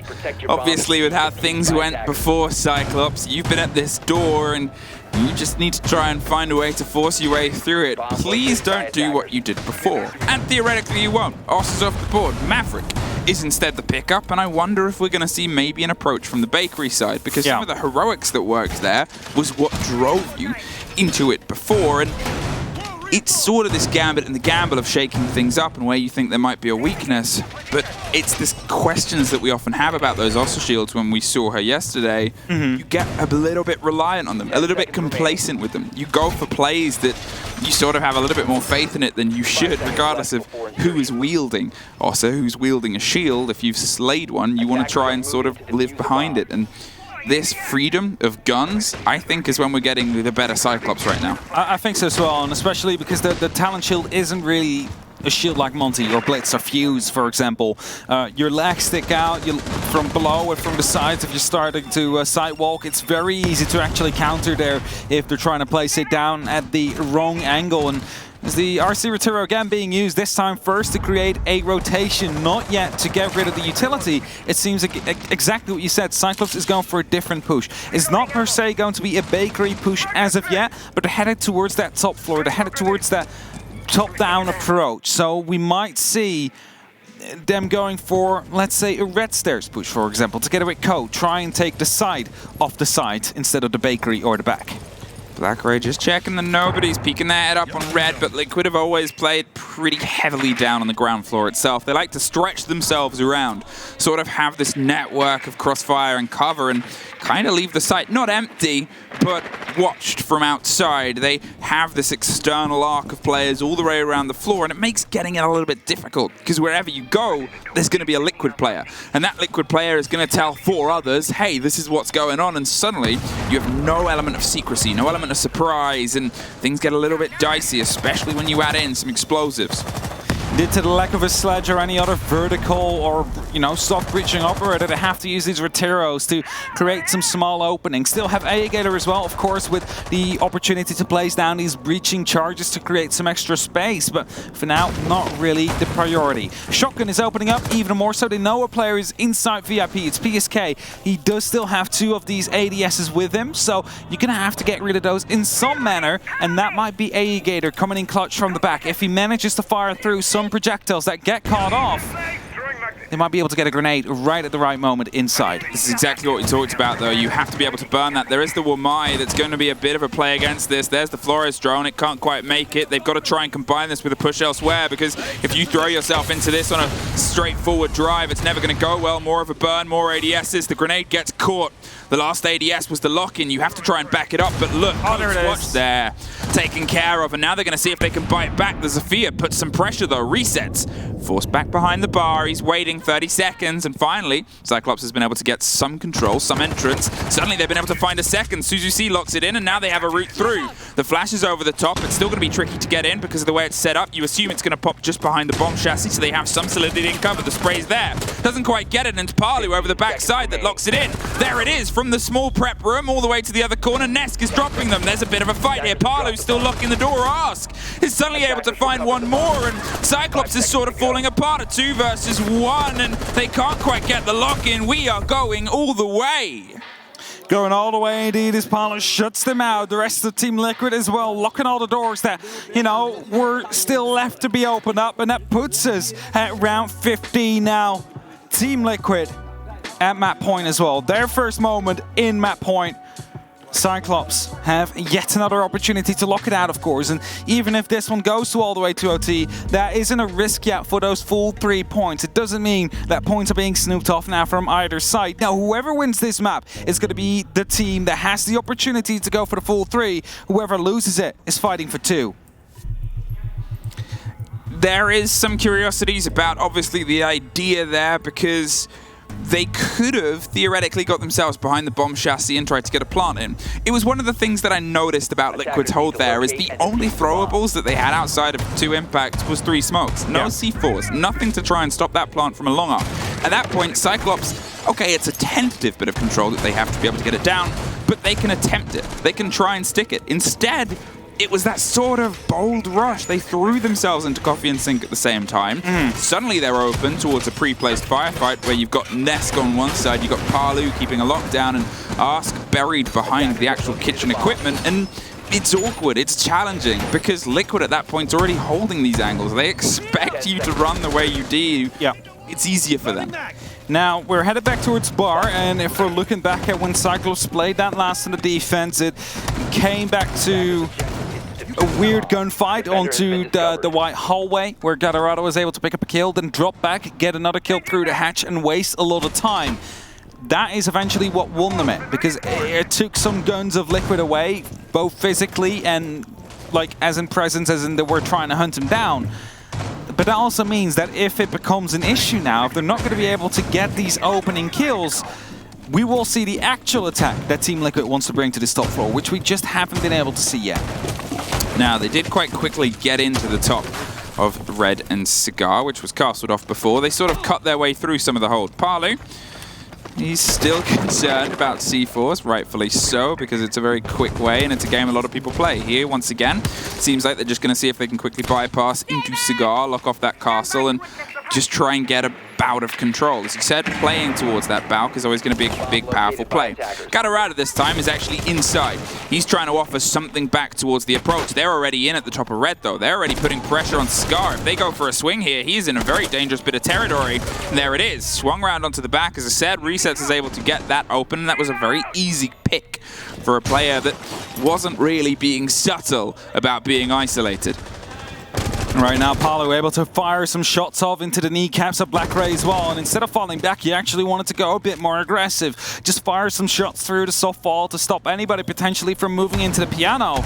But Liquid is not going that aggressive yet. They as well know there is these mirror windows they will have to deal with some way or another. And probably the way to do that is use these Excaliburs. That's exactly what they're doing right now. There's nothing to stop them. No mute jammer, no electronics to make sure that that one stays close. And that now is a massive opening. But they said, haha, you walk right into our trap card. We just have a second mirror window. We'll pop up right behind it. You just created a rotation for us to watch. And they don't notice yet. They didn't put in a drone yet. So they have no clue that this angle is still unsafe to go for. Gator's keeping a bit of a keen eye, and it's going to start to come down the pressure onto White, and there's Black Gray meeting it with a grenade, unfortunately. In the second, he's able to pick him up. Palu on that window has been able to devastate Black Gray over 3 different incursions, once with bullets and twice with grenades, finally netting the kill. Gator, what are you doing? Oh, you're finding one, looking for the second, but it's still castled and locked off. You have a moment here, a moment to strike as the pings are still hot all the way around onto the backside, but Ask is aware. That's the wrong gun. That's the right one, but it's not quite good enough. Gator gets the lock in, pulls himself back. Palu pushes his way up White. This could be a huge surprise strike. They don't quite know where he is, but he's just revealed himself in big fashion. The drop comes around on the opposite balcony. PSK has the lock-in, but no diffuser yet. They've got to pick it up and see if they can get the stick Palu. You've got 2 bodies. Where are they? Well, there's one right behind you that you find, and it's just the last body. There it is. Just has to stay low, stay out of the watch. There he goes. Suzuki is able to guarantee Cyclops at least a point, is able to take Liquid's map away from them. Technically over the lifetime, it's 2-0. Liquid, you've got to even that lifetime record if you want to take 2 points and a win. They have a first Gator with a massive flank, swinging out, getting 1, finding 2 as well through the breach. And after that, Suzuki with 2 important kills. But just look at Black Ray as well, 16 kills. Absolutely helped Cyclops to get through, and they just cheered, they just celebrated, but quickly back into their seats, prepare for that next map because they want to take a clear 2-0. Well, it's going to be exciting. There's no two ways about it, and I opened that game with a story about a Jess tweet of how you cannot really predict what is going on, and there's no way. I don't think many of us predicted Cyclops. Even Dev didn't predict Cyclops. Yeah, he said he accidentally. I bet he feels bad now. No, because he said he wanted to curse Team Liquid by going for them. Well, maybe he doesn't feel so bad. We don't have to exile him from APAC just yet. However, it's not over. That's the main part. And we've obviously got potentially 2 huge maps ahead of us. Bank is very exciting as a prospect because it might be good for Cyclops, but it's also pretty good for Liquid. We'll find out after a quick break. Alligator. Flex? そうね。まあもちろん今回こそ勝つぞという気持ちで来てます。He's got 2 players and they're gonna feed him. He sees the first one cross. Oh, the angle! What is that? そうですね。まあいろいろ作戦面だったりとかちょくちょく変更したことはあります。今まででいくと、僕ら自体は SSG がいやどうだろうな、リキッドと SSG 同じくらいやりやすいのかなって思ってます。僕らが一番格下、いわゆる自分らが一番低いところにあって、僕らはチャレンジャーなので、そのチャレンジャーの気持ちを持っていきたいです。そうやっぱりまだ少ししか練習できてなくて、こっち来てから昨日スクリーム1回だけやったぐらいで、やっぱりなんか、アグレッシブなのあんまりなんか差は感じないけど、もうそもそも相手の適応能力というか、もうすぐに答え出してくる感じが全く違うなと思ってます。もちろん抜けて、ベスト4入れる自信はあります。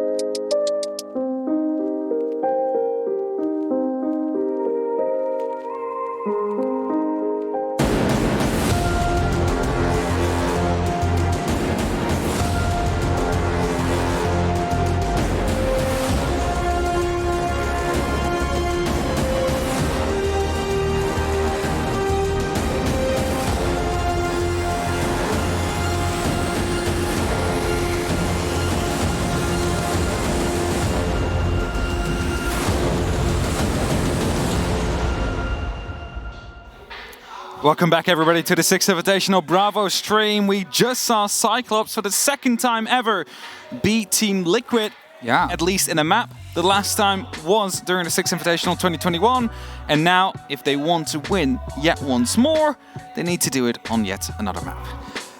It was a heck of a game. It was a heck of a play. It went all the way, these two teams. I mean, I want to bring up one quote that we saw just before from the interview with Cyclops, which was the two teams they don't struggle against is SSG and Liquid. It's two big names to throw out as being like, oh yeah, they're the fine games. They're the ones that we know we're underdogs, but they're the ones where it's like going to be okay. I mean, if they can prove it with a 2-0 here against the team that is otherwise unbeaten, they're the first team this tournament to take a map off of Liquid over 3 play days. Can they take one more? Can they take one more, and with that take the full 3 points? That is going to be the big question as we have the map summary. You can see that Blackray 16 on 9 led the charge for the side of Cyclops. Pilot tried to keep up, was just a singular kill down, but it wasn't enough for the side of Team Liquid. If we're looking at overall stats as well, 9 on 6 entries. 9 in favor of Cyclops, 1 and 2 on plants, 2 for Team Liquid, that was, and there is 1 flawless that has been played, which was by the side of Team Liquid. I mean, it takes a heck of a game to be able to take a win away from a Palu and Nesk that are both still going 1.21, each on a loss. And then you have Blackray on that 1.40, and that's probably one of those places that you look towards as he being a huge factor. Palu was only 1 kill behind that pace. And I think that says so much about the moments and clutches out, because statistically, you know, you would have looked towards Liquid there across those boards and thought they could have locked it out, but Cyclops kept on playing these Cyclops games, and now we're heading to Bank. Now we're heading to the place that they wanted to play, and I am so super curious to see how this is their map choice over Liquid, because that's it. It's such a dangerous one to take against them.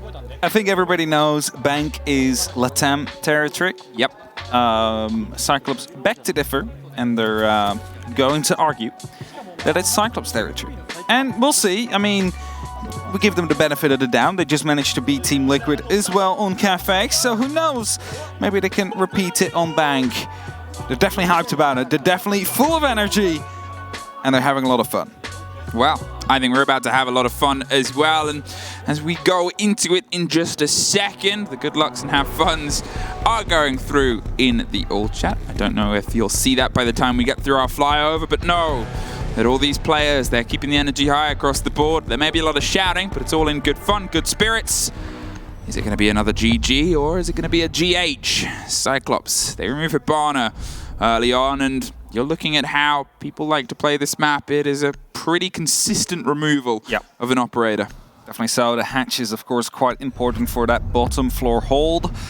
Thatcher also making sense for any of the other sites, truly, where the walls are quite important. Think of the top floor, of course, when you're trying to attack from the square, or if you're thinking about the dining room or the kitchen, which also has the quad wall aimed towards the square. So, with that, it's going to be a little bit harder. Cade gets removed as a response by Team Liquid themselves as well, just because they don't want to be dealing with the fact that they just cannot open hatches, for example, with the Thatcher being removed now.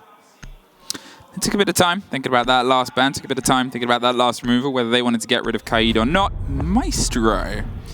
Okay, you don't always see him removed. You often will see a Mirror taken out instead because of what she can offer in plays like Janitor towards the top floor, or obviously the standard one from the olden days of down inside the basement site, looking across with all the cavalcade of throwables that would otherwise go down Gold Corridor.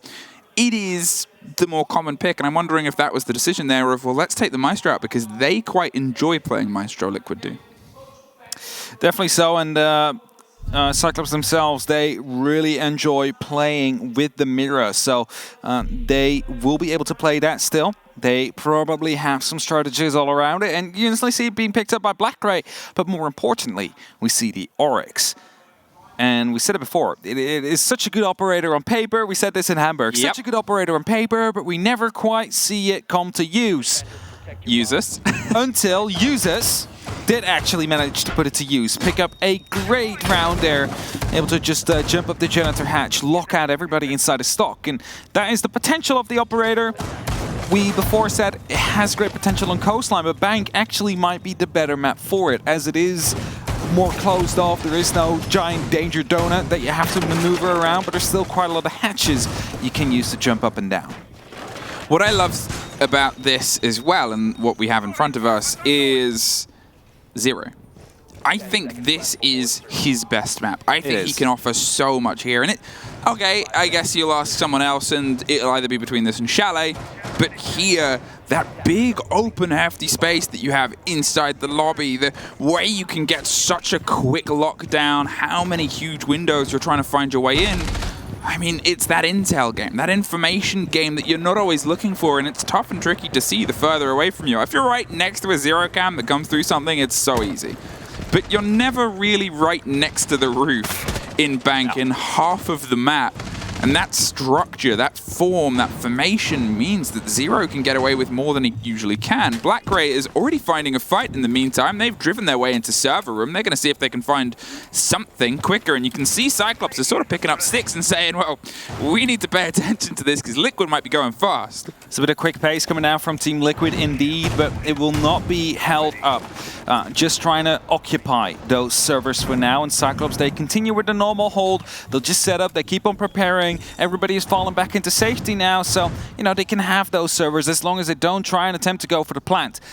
What is interesting is the hatch in the middle of the hallway that has been opened up that allows them to get into open area, especially with the Valkyrie still playing around the kitchen area. It's Suzuki that gets back to first. Nesk will be able to find that very first kill, as Black Ray does find a response. It's a 4-on-4, but I don't know why Cyclops stays this aggressive for now. It's a little bit of caution, a little bit of a wait, and a huge angle for Ayagator to see if they can find that fight there. But now, with the two gone, they've got to make sure they don't over-risk and overextend. A drone's dropped. A little bit of a rotation back into that bright red corridor off the corner of gold, and Ayagator is still struggling. They're doing their best to hold on to it, but it's not easy. You assume a Selma is going to try and make contact sooner rather than later. There is the Selma that I talked about, and there goes a mirror window, a little bit of a pre-fire, a little bit of a pull back, and still with some throwables in tow, a C4 and 2 impact, but otherwise it's just trying to meet that with anybody that might enter, and with a minute, Liquid have done so much so fast. Yeah, one of the impacts just got tossed in by Anaton here. Liquid don't really need to do anything. Cyclops just keeps throwing themselves at them, so all they have to do is just hold up these angles right here. But Anaton brings it back to a 3-on-3. Now he has the opportunity to rotate around. He can take the square under his control, descend from these blue stairs, and as he gets spotted out on a drone, surely he will be watched by one of the Liquid players. Goes for the reload, went for the swing, and knows that he has been spotted. But in the meantime, being pushed as well from the archives, and PSK is going to try and pick him up. That's it, and that's an easy pickup there for PSK. He came around on the backside. I do like how Anaton just sat in the beepers and sort of said, you're never really going to know when I'm going to peek or do anything. But then they didn't need to because they just came around the back and watched him. 20 seconds though. They've been able to buy some precious time now, and it's down to Liquid to see if they can solidify the early work done by Nesk. They've snuck in. They're going for the creep in the plant. Commando crawl all the way to the back end of the servers. The pop up behind the chassis. There he is, getting the plant. They have the cover and the watch from the other side. There's a C4. It's going over the top. It connects. It drops it. It is a Gatorade around. They have it. You're so loud. Happy about it as well. Again, a C4 clutch. I mean, we saw it on the previous map as well. Just getting that in time. Waste enough time by playing that aggressive, you can almost say. Because, I mean, if they would have lost the round, I would have written it down as Cyclops just keeps throwing themselves at Liquid, and Liquid wins the gunfights. But by the amount of time that gets wasted due to them constantly peeking, constantly pre-firing, constantly swinging, it comes down to the last 3 seconds plant. And then a Nitro can change the whole game. And if you manage to sneak out as a result as well, because the top floor control was never taken by Team Liquid, that is when you find the success. It's just so consistent from Cyclops. It's one thing that you point out. I pointed it out at about the minute 40 mark. I was like, they only really have a C4. They only needed a C4. All they needed in the end. They still have it, and that is twice that they've been able to take out a round just from having a C4 in the right place, the same way that they did on the first map on Bank. They've replicated it here. And it must be a bit frustrating for Liquid because the pace that they hit it was what I said they were sort of missing on the first showing inside Dostoyevsky. They weren't quite able to really dig themselves in to what Cyclops were putting down. They needed a little bit of fire, a little bit of fury, a little bit of fierceness. And Cyclops just needed a C4. I mean, we talk about throwables, right? The C4 was the only thing, but they used their bodies as well. They kept on tossing everything up against Team Liquid, trying to waste as much time as possible whilst staying alive. And you do that by taking these tight angles, just going for pre-fires, but exposing yourself just enough so they don't start pushing in. But as you said, 20 seconds. They already had service control. They already managed to deal quite a lot of damage towards Blackray. But he managed to survive. And that's the most important part, because that allows him to continue wasting that time. And that is something Liquid needs to catch on to. They are just swinging to waste time. Execute, just push for it, because they're all off in different positions. If you manage to catch that one person off, suddenly you have full side control. It's the same now as well. Blackray, the only one on site. 2 are around it, 2 are inside Teller's Archives, but there's just 1 directly inside. Cyclops, you made your stop, you made a statement, and to be honest, I'm surprised that you pulled that round out, but you did, and maybe it should be me that stops being surprised, but I think Liquid were just as, probably with a little bit more of a hint of frustration, dabbled for a round pulled away from them, but it's just 1. And they can definitely keep that pressure off. They have so much experience between this roster, and, well, the fight is coming through here. There's some pings. And a ton. Perfect camera, the reveal, the intel that gave them a freebie there onto resets. They lose the Sophia quite early on. Nesk, in the meantime, is buried underneath, hoping to catch a rotation here, but you can see the diffuser steadily making its way. There's only so long you can do that on a map like Bank. For sure, you definitely need to start working towards that side as soon as you possibly can. I mean, 1:20 left on the clock. Palu is opening up some vertical holes here, but no one is left really in this area. Nesk, however, does pick up Gadarada. It's a good kill, an important one to have. The mute is off the board. That is a potential C4 that could be coming in clutch at the end as well. And as Palu continues to open up on that top floor, he might be able to find one of these Cyclops players in the end as well. 60 seconds, still counting down. Ask is now using the Selmas to open up multiple angles, potentially will use... Oh, no, actually doesn't have one left, so there's going to be the castle barricade that's just stuck there. Gone 6, however, used, and the bot gets spotted out from the side of Suzer C, so that is going to be a free kill on the side of Liquid. Yeah, that is it, and they just caught the side of it. There's a C4 on a timing, and they're able to just pull that back. They have that body advantage still, and sometimes those incidents happen. Anaton, he's deep, 2 stories underneath, hoping to get a catch, and that's all he can hope for now, as Ask's going to see if he can stick it inside open. They have everything on lock and key. There's no chance you can catch them this time around. The plant goes down. Not one of the many times we've actually seen it connect with the floor. We're not going to see much more than that. Liquid, respond immediately. Liquid have punished the aggression here from the side of Cyclops. Again, I mean, it worked out. They got the opening, but after that, they just continue tossing themselves at people. And it's something that is worth saying. Normally, when teams do get an opening or 2, they head back to the site, they turtle in, and they play like that. Cyclops does the opposite. They get 1 kill, they start tossing themselves outside towards the enemies even more so. They get more aggressive than they were before, and Team Liquid, they perfectly played into that this round, managed to shut them down as they just swung the angles one by one. And that Nitro, that is just unfortunate. If that would have blown up, that would have been a kill, it would have been a 2v3, literally the reverse of what we saw before. But again, just punishing the aggression of Cyclops. To the top we go. They're not going to try and double down inside open. They're going to see if they can get a bit of a bigger stretch here. And you're still looking at a good selection of operators from Liquid to try and apply this pressure here. They know how they want to break this open. They have a couple of grenades in the buck to cause some problems underneath. They again have the 0, which again, I'm a big fan of. And then you've still got to bring some hard destruction, and the Selmas at least give you a little bit of stretch. You'll probably see those played towards, obviously, the quad walls or the 2 separate pairings on the top of the square. Maybe a little bit of a swing round towards Janitors if you're trying to go for the windows and force that control out, because Janitors is a big bout of power. If you can swing one onto that, then suddenly that player where Anaton is on that mirror window is in a much tighter position. I like the utility spread on the side of Team Liquid. We see 2 can openers on the side of PSK, flashbangs on Liquid, 2 grenades to come out, and 6 of the soft breaches. Now, the soft breaches will not be as useful on this side as it would have been on any other first floor site, because, let's be fair, you can maybe use it for a hot breach or a castle barricade, but that's literally going to be about it. But at least they're ready for everything to some extent, as Aegator yet again picks up the very first kill and finds Ask the ace once more. Now, I don't know if we just heard the shout there from when that pulled off, but some player, from whether it was our game or the other game, shouted as soon as that kill connected. And I can only assume with the noise Cyclops have been making so far, it was them. That was a kill all the way from that small office to the top, talking of the bottom, Gatorada. He's chilling out, hanging out, relaxing, waiting, playing that Cyclops game of let's see when I can cause some problems and waste some time. Anadon has that mirror window looking towards the top of the spiral stairs and seeing if he can lock in some of the pressure onto Banana. Not for very long, though. There he goes, and there he goes. Palu almost got a connection there as Anaton lent into the fight there. Wanted to see if he can wind up and try and let loose against that player, but he couldn't quite get it, and that forces Gatorada to actually come up, offer some support. They know there's a bout of pressure here. The first disc goes a bit short. The second connects with the floor, but as the drones are going to bury their way across, Palu's going to see if he can creep his way around.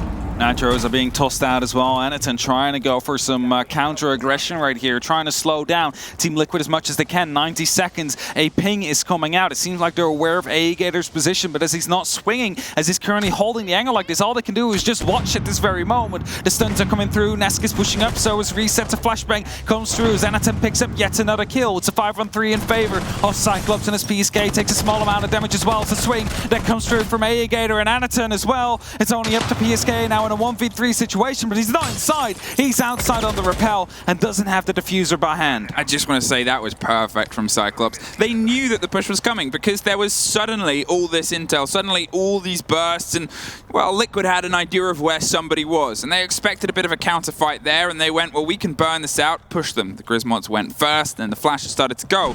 So we saw two Cyclops players go for a swing either side, one on the door of Banana, and then one down towards the previously popped mirror window, and potentially even on Kanto corner, and it just suddenly made this response of, you're going to push? No, we're going to push. And it turned it into a really bitter fight where suddenly Liquid's on the back foot because they can only funnel up one way. They can only hit the spiral stairs. PSK's been able to get himself recollected and inside the site with the kit, but he's not going to last very long. Suzu C with the crossfire, and they're able to turn what seemed like a scream into a firing line. I reckon, you know, they said SSG and Team Liquid, those are the two teams we should have the least amount of problems with. Would it be due to their unexpected aggression here and there? Because they just keep on throwing themselves, I keep on saying it every single round, but here as well, the push comes in from the stairs, suddenly there's three players just pushing towards those stairs, thrusting everything they have at it, and Team Liquid just unable to deal with it due to the passiveness being there at the start of the push, but once the push actually starts coming through from Liquid, so does Cyclops. And another tactical pause gets called on round number 3 after they just lost that round 3. Locker CC. Now, if we remember, it was a single C4, and we'll be there in just a moment because things, they're not looking very good for Liquid. It's gonna turn into a bit of a team talk before this starts to slip further away because Bank is primarily in the favor of attackers at the minute. Okay, caveat, it's international play. Defense does better generally, but a 3-3 split might turn into problems with Cyclops aggression. Liquid, this isn't their map pick. If they don't feel comfortable right now, they really want to ensure that they have a little bit more comfort heading to the remaining rounds. And to be fair, last time they took a team talk, they started to turn things around a little. Started to get a little bit more of an understanding of the game here. Forcing yourself through a single staircase, they'll have a response. And it was guns a-blazing. What can you do? Who can you catch? And what can you stop from turning it into a little bit more of a problem? That's it. They need to find out how to stop this push that just keeps on coming down from Cyclops. I keep on saying it. The aggression just overwhelms Team Liquid most of the time. And when they over-aggress, Team Liquid is there to punish them for it. But that previous round, as you said, perfectly played out. No one jumped down balconies in the middle of the round to try and get kills here. No, they all went together just to make sure they completely overwhelmed the attack of Team Liquid. And where we said Cyclops were the team to bring Osa, it is now Team Liquid's turn. Resets, bringing it out to try and make use of those shields. And I have a feeling that we might see what I explained before on Kafe, where you use the shield and punch it to make sure it's not see-through and plant right behind it. We could possibly see that coming down right now. Maybe in the door. Set it up right next to it, punch it, so you can plant in the door frame with little risk. At that point, it would have to toss C4s out or impacts to get rid of it first. But that will take some of the damage away, especially with an impact, that is. A C4 will still kill the person behind it, but it at least slows them down a little bit on the side of Team Cyclops. Okay, Cyclops, let's see what else you can sort of bring here. hey, who's that? It's the Ossa, as you were just pointing out, and I just enjoy seeing her played because, as I said, it's a multi-story process introducing a new operator into a game, and they come every handful of months. And not every time it's an introduction just before SI, where they don't really get seen properly in a league play. So the more she gets used, the more excited I get, because it shows this confidence of, we've got this pocket play. Because at this point, it's not truly been league tested. There might be one or two little things, like the Benelux was, or like the Open qualifiers, but a true continual Tier 1 league hasn't had a full stretch with Ossa yet. I just wonder how the team talk went. Got to bring some shields. Guys, it's time for the Ossa. Time for the Ossa. It's time to bring those out. And to be honest, as you said, there are plays, there are pocket strategies, but there's also a lead-in. And there's a confidence, and there's an unexpected bout. And as you said, if the unexpected nature of Cyclops is what's going to be the mixer, why not add your own? Oh! That was a little bit filthy. Anaton is removed from the board. There's a bit of pressure there, expecting a swing around to come from the top of blue, but nobody is currently paying that any mind. It's the fight here on Alligator. They're searching from above. They have pings. They have an idea, an impression. Resets has him. There is very good close downs on those players. And, well, it's actually Gatorada even that went down. Alligator still stuck in a corner. There's a reveal on a drone. Was that? Yeah, because there's a copy machine right next to it. Alligator might have not been spotted out here. Definitely will be now, though. SPSK sends in a drone right after. And luckily, it is the Oryx. So with the Remadesh, he's going to be able to quickly reposition himself. However, there is Team Liquid members everywhere. It takes a little bit of damage here from Nesk. Puts him down up to about 30 HP. And now he's just trying to hold off into the archives as long as he possibly can. Waste that time just to make sure that you can try and make sure that the C4 clutch comes through again.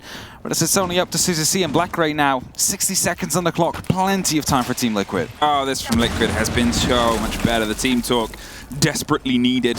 Swung round, saw and also got the kill, but before that, all of the ways that they've actually gone for the drive on individual players, it was a hell of a take of Nesk on that opening kill, to be fair, but the way they'd structured themselves for the other two pickups was, well, what they were missing. They weren't quite able to get a handle on it. I think they've had this conversation of, we need to try and move away from focusing on the space, because the space is never truly safe. But if we focus on the players, we stack behind what we know we can do, which is a coordination of utility and a great bout of gun skill, and suddenly we might be able to start turning some of this away. Drones currently being used by Resets. He's trying to feed information as they're, of course, in that 4-on-2 situation still, even if he is on these drones. Nitro gets tossed out, but will not be exploding here as he gets taken out right beforehand. And that means it's a 1-on-5 flawless round with a post plant as well. They take all the checks that they could do. Team Liquid win the round right after their tactical timeout again. I mean, a flawless. It was so well pieced together. As I said, it was this new change of focus. The easiest comparison is how they first approached that site before, which was directly through service. Let's try and get in quick. Let's try and get on to the dirt tunnel, and let's try and put some pressure onto servers, which they did. But then they couldn't quite get the solidity on the site itself because there were these loose strands, these loose players, and one of them had a C4 and a plucky attitude. So let's focus on the players. Let's go for that roam. Let's actually play into the game that they sort of want us to and trust the fact that we're Team Liquid, which they are. And it's always this fact they've got to kind of remind themselves here. They've bled. They've dropped their first map this tournament. That in no way means they've dropped this series. It's 2 apiece, and we're back to open and back with an Ossa. Of course, Team Liquid want to go to a map 3 here. The Ossa is being brought out yet once again. I gotta say, we still didn't see anything defining from the side of Ossa. Yes, pushed in through the small side office, took away the attention for another member of Team Liquid to actually pick up the kill, but it is not truly the defining factor. It is not the Oryx play we've seen from users, for example, that defines that operator that we would like to see out of Ossa somewhere over this tournament. But it doesn't mean it cannot come yet, because Resets, again, decides to go for it. Second team to bring Ossa, and it's against the first team that brought her. Yeah. Tasted around medicine. Exactly. And I think that's what you need. You need to meet Cyclops, because they're not going to meet you. In the words of many analysts, they don't often meet conventional Siege. They like to play a game that, to some, is made more complicated by themselves, but to them is Siege. To them is how they play, and to them it's, sure, mixed success, but it's enough to put them on the grandest stage of it, and it's enough to take a map off of a team that was otherwise undefeated. They know when they want to apply their pressure, and they do it so well. The pre-place goes down. They're expecting a swing in, and they obviously have the Echo drone to give them the full read of as soon as a player steps foot over that. The drone, it steadily makes its way. It's not the most uncommon thing to have a C4 prepped and placed under those windows. It's just how long they can work it as those lines start to make things a little bit trickier. Might actually lose the Yokai drone here if they do decide to explode. I'm not going to be too sure about it, but in the meantime, PSK using these SAM-cams to try and get some information, and Palu will probably be deciding to enter from a different window. Doesn't feel quite safe to enter from said window. He just checked as well. Of course, there is going to be that pre-play C4. Nesk might have seen something there, potentially a feed sneaking out, which means that he's not too convinced he can go for it. Yeah, as you said, they're stacking themselves up inside stock. They're going to put some pressure on the backside otherwise, and Palu's keeping a bit of an arm's length. He'll probably open a rotate between Janitors and the other side so he can get through quicker. They want to give themselves quick mobility, but you can see that Cyclops are sort of eyeing up the impression of a fight. They just pop the C4 at that point. They cannot keep their eyes locked in on it, because if they do, it might be dangerous. However, that one was still standing. Palu took one turn, one step, one way, not the right way, and it popped off unconvincingly. A little bit of damage done, but nothing too major here as Resets is looking to descend these main stairs. There is, however, a player right around the copy machines as PSK that gets spotted out, takes a small bit of damage as well, as he doesn't use the RC7 until, you know, just as he gets into the site to potentially go for a rotate. But Aegator drops down the hatch instantly as well, so that means players are now in that basement. A Talon Shield will be deployed to hold off any potential rotate back up that main staircase. Just that, they're going to try and lock in these remaining players on the side of Cyclops just to make sure that they cannot get any reinforcements. Gone 6, gone deep, got that shield, got a player. Nesk slips his way through into Archives and is able to find one. There is still a lot stacked up here, but it's the perfect opener. Resets. He's suffering a bit of pressure next. Another leg kill. That's twice Cyclops have lost a player from overextending. They're at least able to battle back and put a 3 versus 3 stuck behind a castle, though. Nowhere to go. The spray on the door, an important kill by Black Grey. Suddenly they've broken through. One more!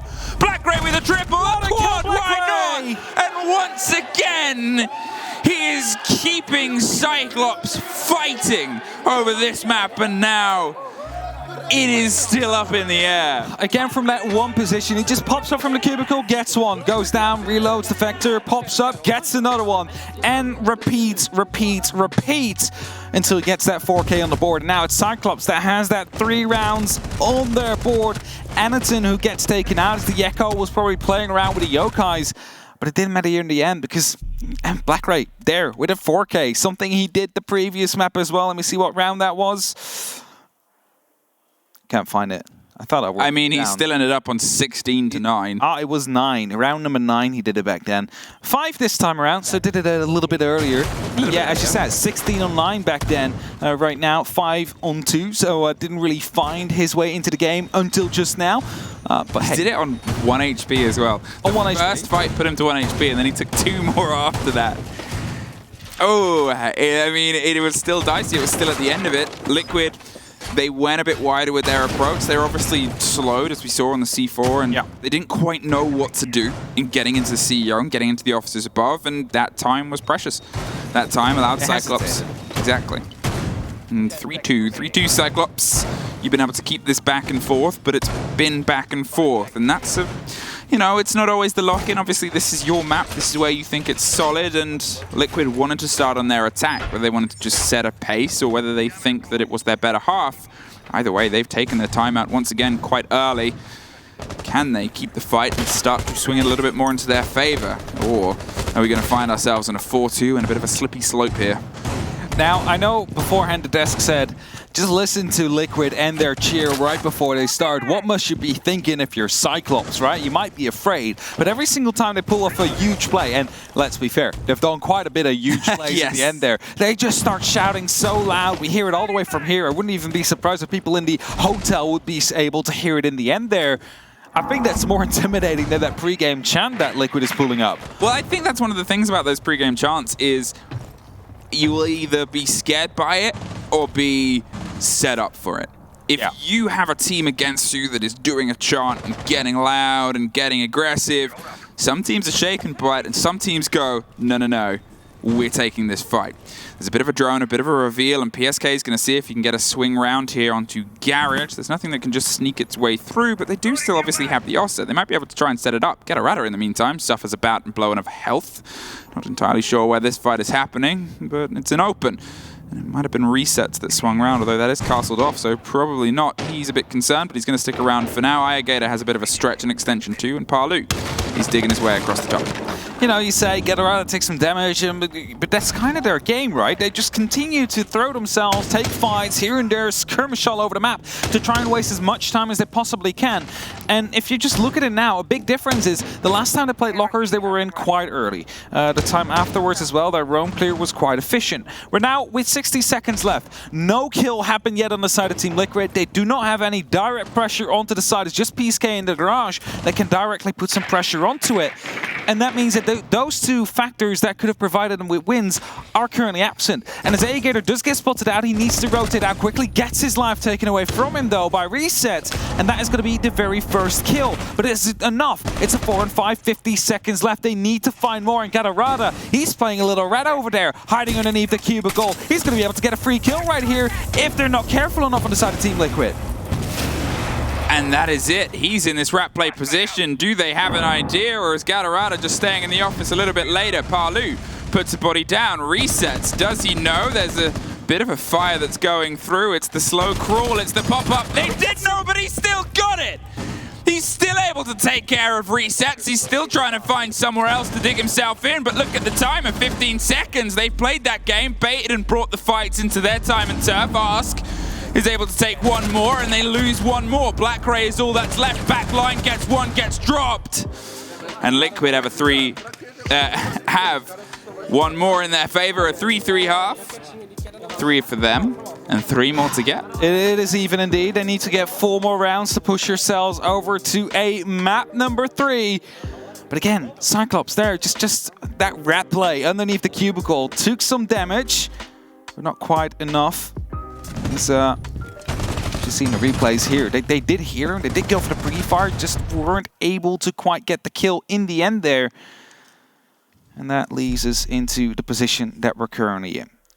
Some damage taken, not enough time wasted in the end there. The last fights didn't really go Cyclops' way. And as a result, we find ourselves with Team Liquid still being able to pick up an extra round. Logically so. And that leaves us in that even mark. As of course, quick rehost call. There was a bug. A restart needs to happen. But that means we'll just quickly pause. Quick moment. Just watch the teams and their mentals as well. See how they are feeling. And we said it before, Cyclops is the team that has fun while they play Siege. I think that's the most important part. They enjoy the way they play, and that is most important. And they find some success with it as well. Of course, they are in the team that is currently top in the groups. That's Team Liquid. However, they're having fun. And right now they're one map up. And they had a pretty decent first half. I think that's it. You know, it's that sort of opener here for Liquid. They got themselves that even split. They still use their timeout, so whether they thought things were going to go a little bit better or not, we can never really tell, but they've gone as well as they have. And now it's their time to see if they can lock it off. Warden, once again, it's a pretty continual pick out for Liquid. It gives them that control over a space, and, you know, as we said, we've seen it used successfully in this exact encounter. The flashes, the like we played. But there's a certain Mountain. There's a certain operator that, as we said, is so good in the hands of Anaton, it's often target banned against him. Hasn't been here, and can he sort of prove Liquid wrong? Or are they comfortable to take a fight against him with that operator in hand? Alrighty. 3-3. And as you mentioned, the Monty coming in is the signature operator on the side of Anaton. And let's see how he's going to be able to use it. It seems like we're going quick, though. An Adrenaline Surge has been pushed in. They want to go quickly, but a rotate is being called. Probably have heard a lot of noise inside that servers, and they realized that that is not going to be the way to go. No, it's picked up. It's head elsewhere, and I guess that's always the thing with Cyclops, is sometimes they've been sort of weighing up options, and Bank is a huge play space. It's very wide, especially compared to Kafe. There's a lot of other places for them to sort of dig themselves in. There's a lot of other angles, and as I said, there's that huge huge overbearing area of that lobby on the far side, you've got to make sure you have an awareness. The push here onto blue, they're hoping that they can sort of catch this Warden out that's just waiting with the shotgun. This is kind of one of the places that he's primed for. Waiting on blue, waiting for the flood, survive there for as long as possible until potentially the hatch goes. Gatorada takes a little bit of damage to just hot hop, but can't quite get anything other than the camera from it. See, a lot of time has been wasted with this rotate. A minute has passed. Only Anaton now is going to be entering the building here.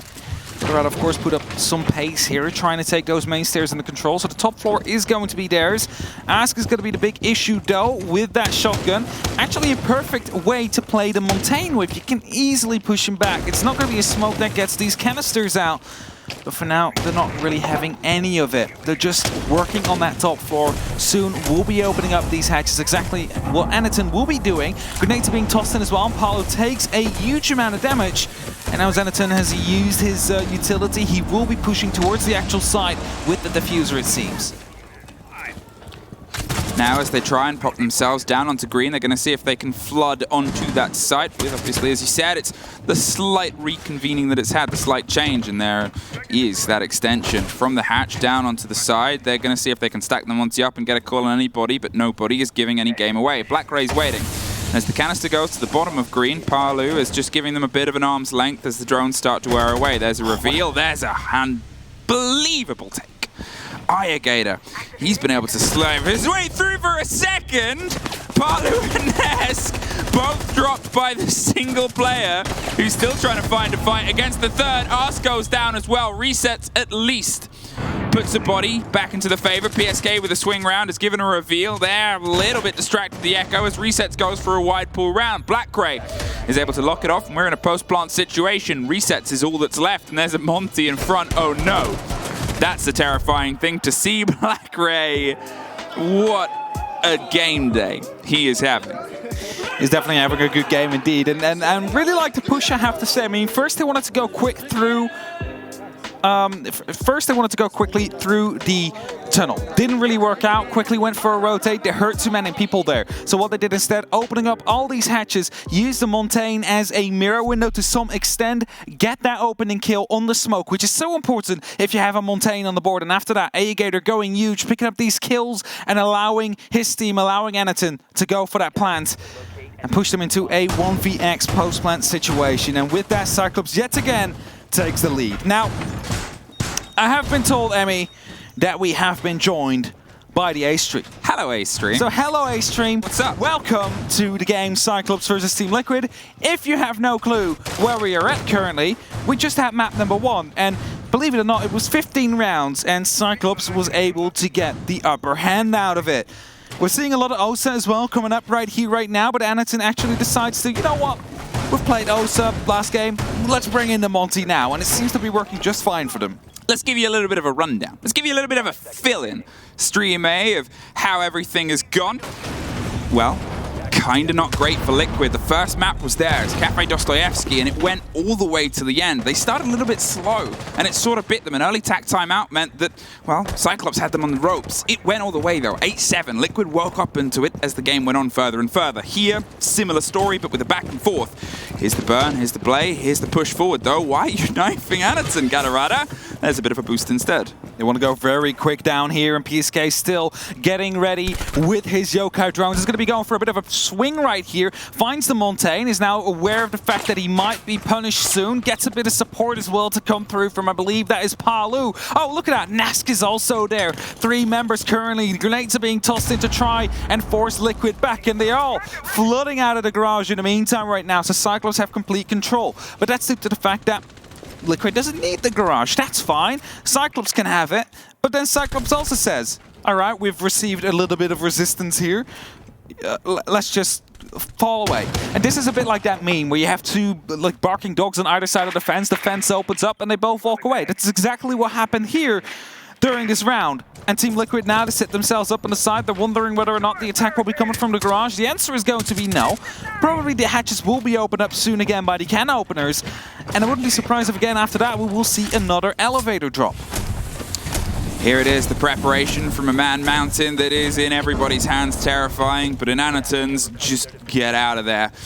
As Dev pointed out before, most teams try to ban it against him because of how he utilizes that operator. Highgator's gone for the slightly different take. He's fighting an Echo drone that's hiding underneath an ambulance, and it's able to weave its way out of there behind the wheels, keeping itself a little bit of a problem child. He's unaware, and they're going to double down on this. They're putting the pressure, and the pressure's all the way around. He can't find the first fight, locked out by the second. Palu knew he had to try and push it, and when Nesk and Palu go hunting, often they find their kill, capture him, and pull back. Very important moment, because last time they got stuck on site. They didn't find a way to battle back out and put pressure back against Cyclops. When you don't do that, they do what they did before, which is, hi, this is our site now, we're Cyclops, nice to meet you.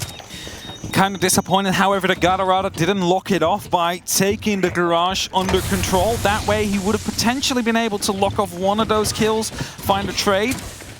Have to be very careful though. Reset's hiding inside that vault entrance in the corner. I'm not quite sure whether or not they know. The drone might have just spotted him out. Yes, indeed, pings are coming through. However, the second smoke canister dealing substantial damage here to the side of Anaton. Only one left on the side of Palu. Has been deployed, or at least is in hand. We'll be waiting for the Montaigne to show his face again, and another substantial amount of damage will be done. Now they're looking at potential explosives to toss at them. Still one nitro left, but that's about it. 10 seconds, they need to push now, but the smoke canister is dealing so much damage to Anaton right here. Black Ray, he's able to get one off the backside. Suzuki and Anaton funnily flooded, but it's 3 seconds. They are connecting with the floor, all the covers coming down. A single player on Gold Nesk. He's going for the swing. He doesn't get it.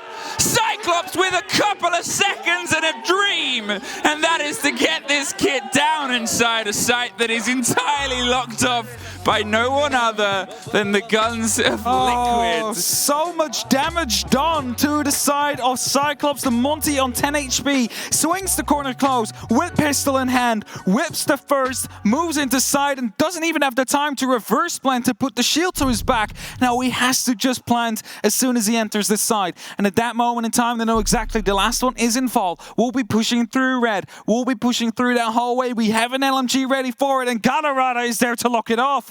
And it's a 5-3 right now. Cyclops 2 rounds away from locking it off with a 2-0. It's just, I mean, it's terrifying. It's that balance of you give them nothing and they so often find everything. And there's this consistency with Cyclops. There's this sort of pitter-patter balance of brilliance versus what are they doing? And this is that uncomfortable combination of both, where you can sort of see the pieces coming together, you saw them stacked up, and everything by the book was great by Liquid. They had the canisters working. As I said, they lent into that early fight. They realized it was just a single isolated player with the Echo drone. They took it, they pushed it on, and they kept the Monty at bay. But Black Ray, from the other side, was able to get a very important kill. Suddenly things are falling away from them. 2 other kills elsewhere. 3, 2, 1, go, because we only have 5 seconds and the other 2 are needed to put the plant down. I mean, I guess that's it's 10 seconds left. Like, guys, we need to move. There's no time left. We need to make sure that we get this diffuser down, and again, successfully done so. Or at least didn't really get the opportunity to, because the last kill came in. But at least success. The round was won. That's all that matters in the end. And Cyclops 2 rounds away now from locking off the game. And this one, after that last round, is starting to seem a little bit less close than we had during map 1. And Team Liquid right now, they're willing to bring it back. But Anaton, opening up both windows onto the side already, has deployed a Ossa shield on one of them. And as a result, of course, they can now freely try and challenge. There needs to be an explosive to be sent in exchange to try and take care of that PC utility, that bulletproof utility that will be used by Gator at this moment. Oh, he's just repelling in. He's going into the side right now. Is it going to be picking up the other kills? Yes, he gets the very first. He's in deep already. Anaton is not going to follow, at least not yet. Holding the window to try and provide some cover. It's 2 man in. It's going to be even more than that. Black Ray gets a kill as well as one gets returned. Resets takes a lot of damage. It's a 3-on-3, 2-on-2 actually. As we speak, Anaton finds one, but he needs to find one more. Nesk and Palu, well, they're 2 big names left alive, but suddenly they find themselves left with just an idea of these 2 players.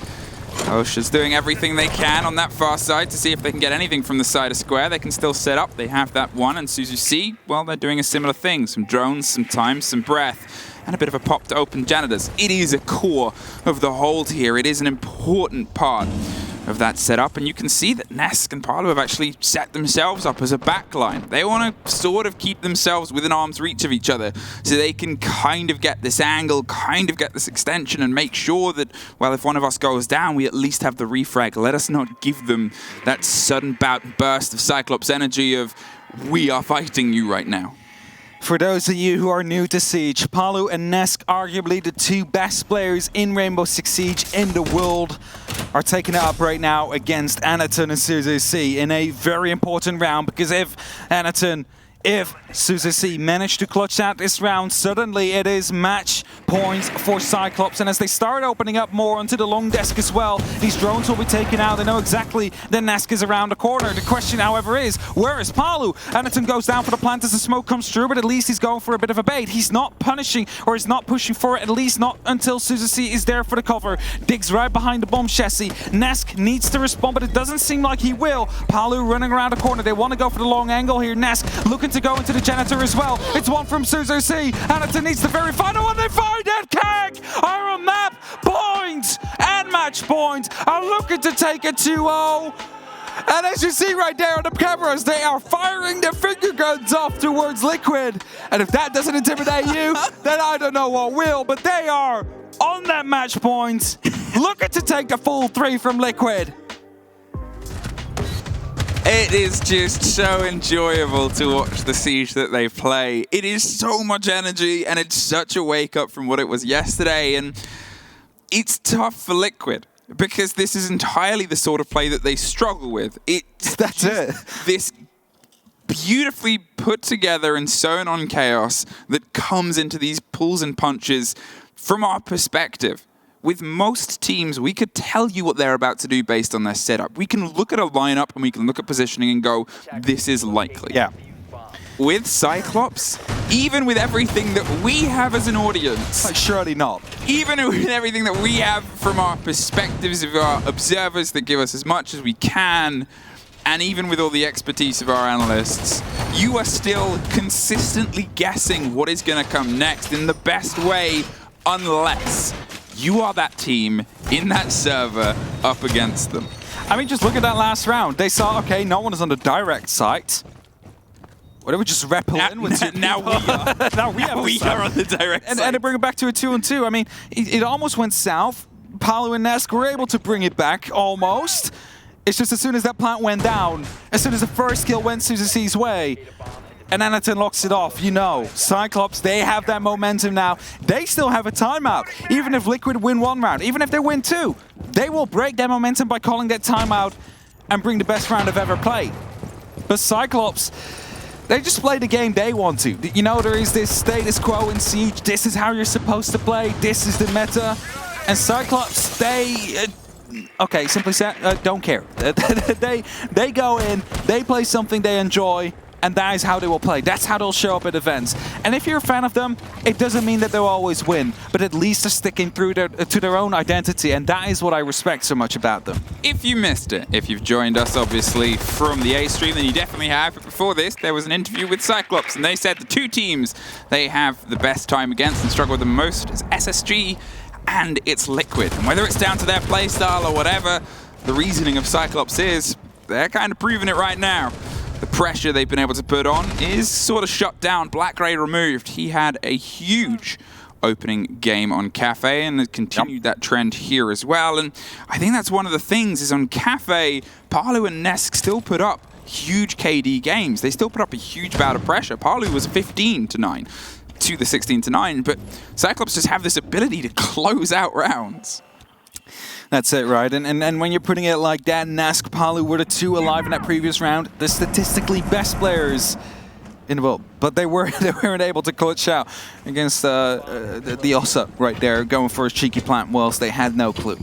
Either way, entry is there for the side of Team Liquid. That is going to be very important. It makes sure... oh no! Anaton just goes ADS, gets the wallbang with the pistol, and he's going to be able to bring it back to equal numbers. Now Gatorada in the meantime already taking control of the archives, is looking to find even more. A-Gator up top in the lobby. They're completely locking in that side, or at least trying to surround it. Nesk the only one currently that's offside, is at the bottom of these main stairs. Has an opportunity to come in big, but the smoke grenades are being tossed over. It's also frags, just to make sure that those mutes are taken care of. Well, Palu's prepped with another impact there at this point. They still want to knock down the door in the castle. 8 punches to get through it. Anaton's trying to steadily do it. Palu's going to see if he can find some feet. And, well, he's seen a couple, and the shield has instantly dropped down. You're not going to catch him with that, but he's going to still keep punching. Anaton is playing a game only Anaton likes to play, and Palu, well, he knows that the wall needs to stay up, and he's doing all the bits to waste the time. There's more feet, and there it is. Finally dropped, finally down. A double kill for Palu. They've been able to lock it off on the far side. Arsko's down. The burst is coming from the other side. As you said, Gadarada's in. He's knocking holes and punching with an LMG with so many bullets. Sprays him through. Can't connect Palu. And PSK one apiece. It's locked off. Liquid keep themselves in it. One more round. 2 more to go to get to OT. We were there before and it didn't quite work that way. But they've got to find a bit and a burst of energy here, because the same way that Monty was knocking on that castle, Cyclops are knocking on the door of success. Yeah, them picking up Monty there was the huge differentiating factor there, because if Monty was able to live when that door was opened up, he could have just flushed through the site and pushed them in different directions. Now, a tactical pause will be called. Cyclops is taking their time. They lost that round, as I just said. They have the opportunity to instantly call that tactical pause just to quickly reconvene, stop any potential momentum that gets built on the back of the round 1 that Liquid has just managed to pick up. And 2 more rounds, 2 more opportunities. Cyclops Athlete Gaming could pick up 3 rounds here. Ask just rejoined the server, quickly went for a reset during the tactical pause. The coaches are talking at the very same time. And Cyclops they know how close they are to lock this off. They have 2 tries to do it within regulation. After that, we go to yet another overtime if we don't. But we know how that ended the last time around as well. I do wonder if we'll see more Osa. I do wonder if she'll be back. Obviously, she's been a bit of a presence for Cyclops, was a bit of a presence for Liquid on this map earlier. But at this point, you're also thinking, do they need to change anything? Cyclops there, it was unbelievable risk for Anaton. It was like 3 times. That is the one thing I would have said. That shot, first of all, disgusting. Yep. I mean, ADS pistoling. Yeah, I mean, he saw him. He's like, all right, I'll just. I mean, soft wall, I guess. As I said, it's terrifying. Reward. Either way, Cyclops still doing great. And even though Anaton might have made a bit of a mistake by going on ADS 3 times to try and punch that castle barricade, whereas he could have also just waited for a teammate to do it for him, just cover off and take the attention instead. They still have 2 opportunities here, and we are headed back towards the lockers. We're headed back towards that bottom floor, a site they have been able to take twice. Now, one of them was on their own merit to some extent. They went for an elevator push that went quite effective. The second one was I mean, it's 10 seconds left, I guess. It wasn't even 10, and it's still to their own merit, because making things... Of course it's their own merit. You got to look at the positioning there that they had. They obviously had the 1 on top of the vault hatch, they had the 2 in the elevator, and then they had Black Gray on the far side, to my memory, to my recollection, and that was that combination of all of them just threw themselves in, and they have that terrifying ability to win gunfights, even against some of the best gunners this game has ever seen. Yeah, for sure. And right now they'll find themselves back here. Last time around they went super quick through tunnel, then they went garage. But this time around it's Gadarada that quickly puts himself onto that first floor. It's going to be Black Ray to provide some support as well. And you can see what the plan is here. They want to open up these hatches as soon as they possibly can. And if you're looking at it, let me check, is there any roamers around? Paolo inside, Nesk inside, resets as well. 1 on the main stairs and PSK in the garage. And there's blue stairs, I mean, not the main stairs. So no one is technically roaming right now. This gives the freedom to Cyclops to go for this quick base. And this might be exactly what they talked about in that tactical timeout. The coach has that overview. He probably saw there was no roamers. There will not be anything now. Just go for it. Go quickly. You have that confidence. You know to win these gunfights. And that leaves you with 2 minutes to actually strike this side instead of 10 seconds in the end. 2 cans opened. 2 big hatches that have been their play before, and there's the 3rd. They're making use of all the utility that the game offers, and, well, they've got that all locked down, and every hatch has now been opened. With the limitations of Hibana gone, you've got to get creative, and they sure did. Who needs a heart breacher, they say? Well, they have one, but they have also shitloads of heart breach.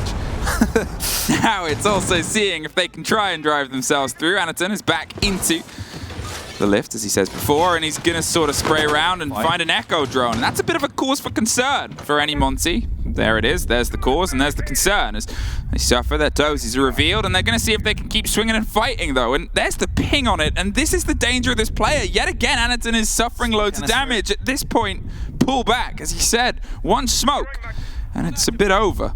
Yeah, smokes are being tossed out, I believe, here by Anaton. No, that's the smoke canister. It needs to be very careful here. He cannot take a single tick by it, so please don't step too close, Anaton. You died early in the last round, which cost your team the round. You need to make sure that you do not die now. You need to get rid of Liquid. That's the end of the Monty. There you go. Anaton gets taken out by the smoke canister. That is the elevator now under control again under Liquid. Another smoke canister used, so that is all smoke canisters gone. At least they have that piece of utility, so they just go for the side execute. They just go for the push. They go for a planter to get the mirror window, and all they can do right now is potentially get a C4 in, but they don't go for the kills yet. They're just waiting, and now they're in a 2-on-5 situation, being picked apart one by one as Ast comes in from the back. Will they know is the big question here, as they do somehow manage to bring it back to an effective 2-on-3. They all dropped sight. They're trying to find something. Suzuki's going to see if he can stick it on the floor. The Warden's on the door either side. They can't get anything, and I mean, I don't know what that was. It was a little bit praying off. It was a little bit let's go into it. I think that started with the Monty being way too bold, and the echo hits you once. At that point, you've got to pull back, and you got to have a bit of the fear of we need something elsewhere, because that was down to 5 HP, and as you said, they knew that they'd been playing smoke because the smoke was played there before. You can take a breath of that, but not much more, especially if they're going to be playing it exactly the same. They were well aware of how that was going to come together, and there was also no one to support him there, so I'm not quite sure what their plan was by being that aggressive with the Monty. I mean, you can look from a bit of a distance, right? You can see whether or not someone is still in the vault. You probably know the smoke will stick around because they need to use that utility whenever is necessary. But, well, they just arrived on their last chance to lock off this game and this matchup in regulation. After that, we'll head to OT, and Liquid will get another chance to potentially fight for an overtime themselves. That's exactly how it went the last time around as well. It was 6-4 for the side of Cyclops. Liquid able to pick up 2 rounds. Afterwards, we went to OT. Big difference now is it was 6-3. 2 rounds have just been picked up by Liquid. Can they get yet another on their defense? Because they now completed the rotation. They're now up into CEO. However, CEO was a side that was quickly taken by storm by Cyclops, and after that, it was a 2-on-2 execute. Now, different operators coming through. The gun is back in Anaton's hands, but he will be carrying the Capitao. Smokes and asphyxiating bolts are able to be used in the execute now, and those blockings of the lines of sight might be exactly what they need. However, the yokai drones might be the actual issue here. Now, obviously, CEO has been a bit of a back and forth before, but if we recall, it was very fast. They threw themselves in, and they finally found themselves in that 2 versus 2 do-or-die clutch situation against Nesk and Palu. Not the easiest names, but they were able to pull it together. Here, as you said, they have the Capitao, they have some of these changes in the roster, no more Monty, and they're instead going to see if they can try and get a connection on the top floor. They probably had a good idea that it was going to be around here. Obviously, the archive site has massively fallen out of favor, generally all over the world. So it's not the most surprising thing to be up here on CEO instead. Stock's going to be a little bit of an eye in as they see if they can get some solidity over square. A bit of a swing and a spray there towards Open and Nesk underneath, who's just sort of sitting out and waiting. I think he's got to rather trying to take the least amount of risk as possible, right? Like, not wanting to completely... He saw the head! Did he not see the head? I'm not sure if he saw the head. Honestly, I'm starting to see go. Okay, there's in the sight. Sorry, just going to quickly pick up as he's dropped over the side of the bomb chassis. It was open and he thought, I'm going to go in there, but this time PSK has more of an awareness. They're able to make sure that they keep that locked off from the far side. There's a swing in though. There's suddenly a body and there's one more.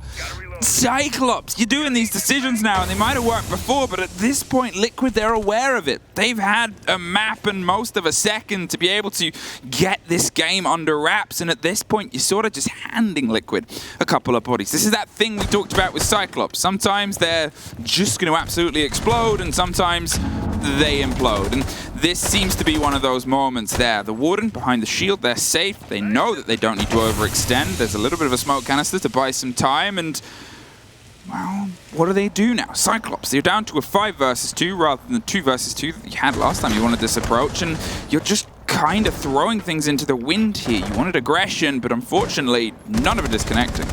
Now, they thought they could easily move through the wall there. However, the rotation was a bit broken. They weren't quite able to move through quickly. That's exactly what cost them that very first kill. Otherwise, that could have been going in favor of Cyclops here. And as soon as C goes down, it's Resets that gets the final one. It's a flawless round as well from the side of Team Liquid. And with that, they bring us yet again to OT, where Cyclops, as we can see, stays on the attack for now. Yes, indeed, there will be. So, I mean, 3-3, 3-3. It is pretty 50-50. Are they going to be able to find some success here? Well, we're back down to lockers rather than open. Back down to where they're able to get a really solid second hold. And please, Anaton, please, do not do what you did before.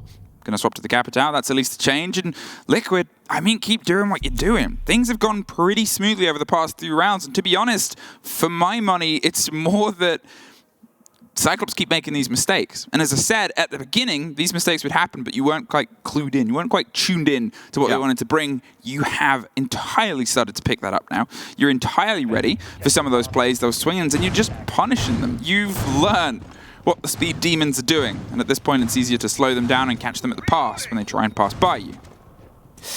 Definitely so. I'm quickly checking what the third map was again. Villa. Now, I'm not quite sure how that one will play into Cyclops' current game style that they have been portraying on the last 2 maps. Because in Kafe worked quite well. Bank worked really well up until the moment they reached a match point. That's when they started to go too quick, potentially. They should have slowed it down maybe a little bit more than that. Because they made some mistakes. Again, Anaton trying to knife the wall, which unfortunately left him without feet. After that, dying early as well on the elevator without any support being out there. And this time around, it was a quick push attempt from Gadarada, but he got stuck in the rotate, which eventually led them with a man down. And then the second swing in from Anaton as well, trying to make up for the mistake that happened. They wanted it too badly, unfortunately. And as a result, we now find ourselves in overtime, which is not a situation Cyclops wanted to be in, but Liquid will be more than delighted. Anaton, obviously a very different approach here with those cams inside Garage. They've got an addendum that they've got to make sure they fight, which is this time there's 3 of them, not the 2 that suffered before. PSK is sort of playing a very different game at the beginning here of trying to swing into the fight. And Gadarada, he wants to go in that little hole that Bulletproof offers, but PSK, he's dedicated to pushing further and further. I said they've worked out what's going on, and suddenly you're on a cop car and suddenly you're arrested. Not quite sure what's going on here. It's, I mean, they did so well right now. They're just losing people early on. It's Liquid completely shutting them down, not giving them anything right here. And Cyclops, they're not able to adapt to this new playstyle that Liquid is currently pushing upon them, because they try to continue going on quickly, but someone is watching, and after 3 rounds, they're doing it again for the 4th one in a row, and it's still not working out. I think that's it there, is Liquid, as I said, they're clued in. They made sure that they sent a little bit extra. As soon as they read it was the pressure from Garage, they sent not only PSK further and further, who's warmed up into this, but then they've also added those little bit extra players that are on the shoulder. In the end, you know, it was cover, it was support, and it was structure. But it is just what Cyclops has struggled with now. The fact that Liquid's awake, they're tuned in, they're clued up, and Cyclops need to sort of try and find some of these more creative ideas before we find ourselves hurtling towards the 3rd map in this showdown. And if we find ourselves on a Villa, I'm not really sure where it might go. So Cyclops probably want to see if they can solidify the 2-0. They've guaranteed a point, but they are so close to 3. Yeah, they need to find that 3 as well to put themselves in a good opportunity of working with the groups and potentially finding themselves a way out of it. Smoke canisters are being used, Palu, throwing them into the elevator as they know one is in there. They also know one is near that vault. Pings are coming through, but now they need to find a way to get the kills confirmed, because they're only 2 men down. Smoke canisters still pushing through, will potentially last till the end of the round. The mirror window here is going to be a big issue for the side of the buck, and as soon as he drops the hatchet, tries to go for the second, but unfortunately he's not going to be able to land that one as Palu finds one as well. Second with the smoke canister and his Liquid that is now on map point. That was a spicy drop shot kill, but it was all from the intel of the pings. It was a great pick back up. 7-6. Liquid have been able to thread 4 rounds in a row, and if you missed it, the first half, when Cyclops were on their defense, was back and forth, 1 apiece. As soon as it got over to Cyclops, as it was 3, and then now the 3 into the 4th. So Liquid have a lot of momentum. The most momentum that either team has actually been able to solidify in this entire showdown. The most rounds that were threaded together in the opening map was 3 by Cyclops at the very beginning. These two teams are truly matching each other's pace. However, as I said, recently, Liquid have been more sharp, more ready and able to lean into this. Ever since round number 9, when the quick rush on that top floor came through, the 2v2, which was eventually won by Cyclops and put them onto match point. Ever since they started making these mistakes, they got too greedy, you can almost say. They continued to want to go quick, maybe even too quick for their own good, as they weren't quite sure whether or not rotations worked, whether or not there was going to be support for the Monty, and as a result, we find ourselves right now in 6-7, Team Liquid in the lead. Cyclops, they need to stop that 4-round momentum before it becomes 5 and it's too late, and they need to make sure that they find 2 themselves. That's how they pick up 3 points. Otherwise, it's only up to 2. However, Villa, I think, is much more favored for the side of Team Liquid, and that means that they must be truly afraid of what's to come. I think this is one of the things here before is the multiple C4s, the adaptation onto that side. They still don't have the smokes, which is very common to play against this Liquid approach, but last time we had that insanity that was a Locker's take, it was the C4 over the top, and then it was 2 Lockers that went away from them. So it's a bit of a strange decision here for my money for Cyclops to come back here. I don't know what they think is different, but this was statistically their least successful site to hold, outside of arguably the top floor, but they only really sort of tried that a little bit back and forth. And here, what is their change? Ossa, what are you doing?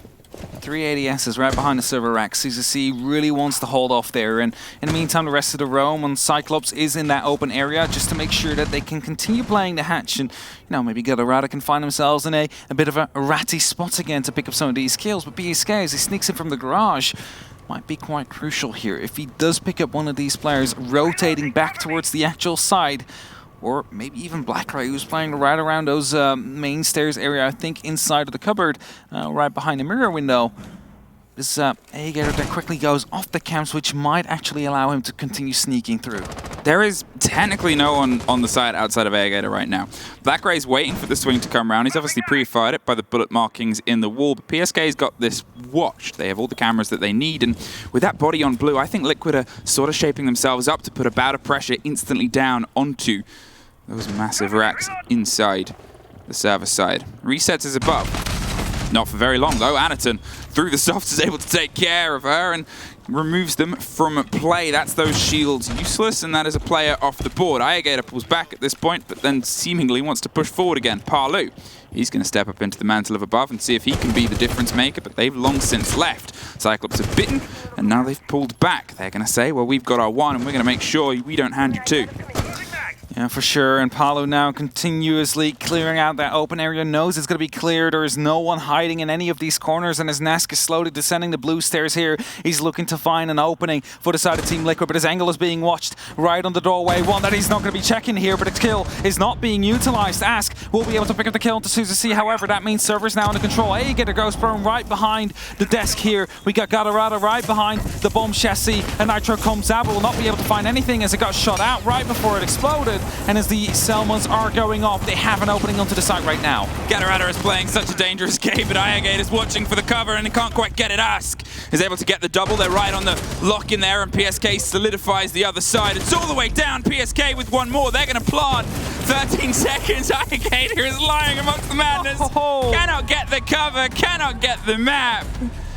Team Liquid, they are taking us all the way to 3. They still have a chance at pulling the win. They still have a chance at the 2 points, but so do Cyclops, and that's the thing. Both teams have bled. The first time Liquid have this showdown. What do we have on Villa? I cannot begin to guess. That is going to be the big question indeed, and they seemed a little bit relieved after that when they won it. They now know it's going all the way over towards Villa, map number 3, after we have yet again reached a overtime. 2 points up for grabs, or rather an extra point up for grabs, because one already has been gained by the side of Cyclops, one has been gained by the side of Team Liquid. One more to play for. One more. And that's the thing. Nobody really predicted this was going to be a game that went all the way, but at the same time, statistically, Cyclops have 2 map wins over Liquid's 1 in the grand scheme of these 2 teams playing. Okay, slightly different Liquid, but okay.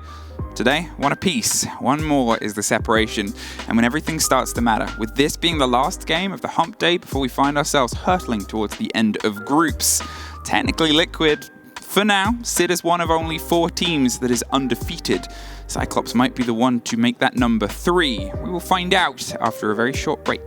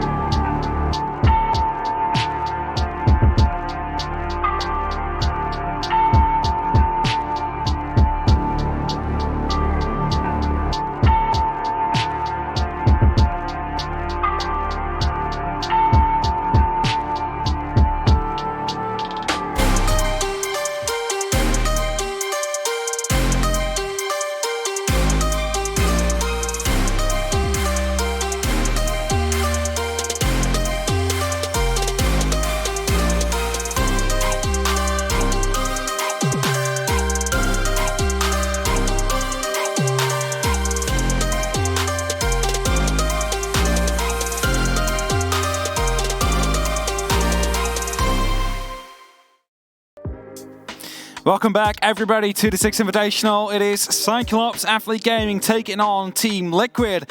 And after they weren't able to lock in any of their 3 match points due to a bit of over-aggression, one might say, they now have to go to map 3. No more 3 points on the board for them. It is just a singular extra point for whoever wins this one. That's it. And that's how we're sort of building it together. Obviously, it's the first full stretch. And you know, before you arrived, I hadn't cast a single map that wasn't a 2-0. And then you arrive and the first day you cast, and the last map we're doing of the day is going to be all the way. But you know what? If it stays this exciting, I forgive you, because what a game this was. 8-6, 2 OTs over 2 maps. Palu obviously going big with PSK as well, sort of setting the mantle. The difference here from the side of Cyclops is, well, it sort of went to bits at the end. They had gotten so far and hurtled so fast that at the end the wheels had fallen off. They were sort of throwing themselves at mistakes, and you hope for their sake they've had a bit of a breather before we head into Villa. Yeah, this is what my fear is for them. 5 rounds in a row from Team Liquid. There, nothing they could do to stop them. They were too quick on their own approaches. They stumbled over their own feet, you can almost say. And will this continue in Villa, a map which is a bit more strategic, you would dare to say, compared to, well, I mean, not saying that Bank and Kafe are not, but their playstyle fits better on those kinds of maps, whereas Villa is going to be hard strategy potentially coming out. And I'm just trying to figure out how their playstyle is going to be suiting into Villa. Are they going to be able to translate this into hard rounds as well? Because don't forget, the first rounds they get in either half are most of the time coming down from clutches. And that clutch potential is very big on this team. I think one of the things that we also have to look into here is how many rounds have been won in a row now. Because it was back and forth across the first 2 maps, all the way up until Cyclops' map point on Bank. Then suddenly Liquid are able to thread 5 rounds in a row to solidify it. If they get off to a good start here on Villa, if they make that 5 into a 6, a 7, an 8, or a 9, suddenly it's been a very long distance between Cyclops' last round win, and that, regardless of whether it's across 2 different maps, is just a sort of overlooming gloom. It is. And you know how when in the open qualifier we did in Hamburg, we started speaking about fatigue potentially hitting M&M. Of course, they're not on 8 maps currently on the side of Cyclops. However, they have given it their all, and they found themselves on 3 match points, but unfortunately we're not strong enough to take it into their own hands here. And that leaves us right now with Villa to come through. The first ban came in, and that will be a Jackal from the side of Cyclops. So let's see how the rest of the banning phase unfolds. I would assume potentially we could say a Valkyrie to come out. There it is. Do you feel accomplished? I feel accomplished. Oh my God. Won't see a mirror. Is this... I'm just going to leave it. See, I think Cyclops likes to play it too much. It's like them banning Monty. They do. They love a cheeky Cyclops. They love a cheeky Cyclops. love a cheeky mirror. Obviously, Cyclops love a cheeky Cyclops. They're all good on that front. But the Melusi, the removal. And to be fair, you're looking at the statistics. You're looking at the places where she does get thrown in. You will very often see her sort of played and placed around all of the, you know, staircases, the stair sets, the control of the space that Cyclops love to explore, the space that Cyclops love to sort of throw themselves up and around with a quick burst of speed. What's going to slow them down? Well, we've seen a couple of things so far. Smoke canisters, goo mines, and banshees. For sure. Let's see how it works out. Cyclops again starting off on the defense. The Amaru will be brought in from the side of Team Liquid. Now, if you would have told me it was Cyclops playing the Amaru, I would have believed you without a doubt. But it seems like Liquid wants to potentially go for some quick pace here. Attackers need to locate and defuse bombs. I mean, if it comes together, it comes bottom together. floor. Yeah, I was going to say. But do you know what? I'm just going to Yeah, this is a site, by the way. It is a site, you might not be aware of this. This is the 4th site on Villa. You don't really see it too often.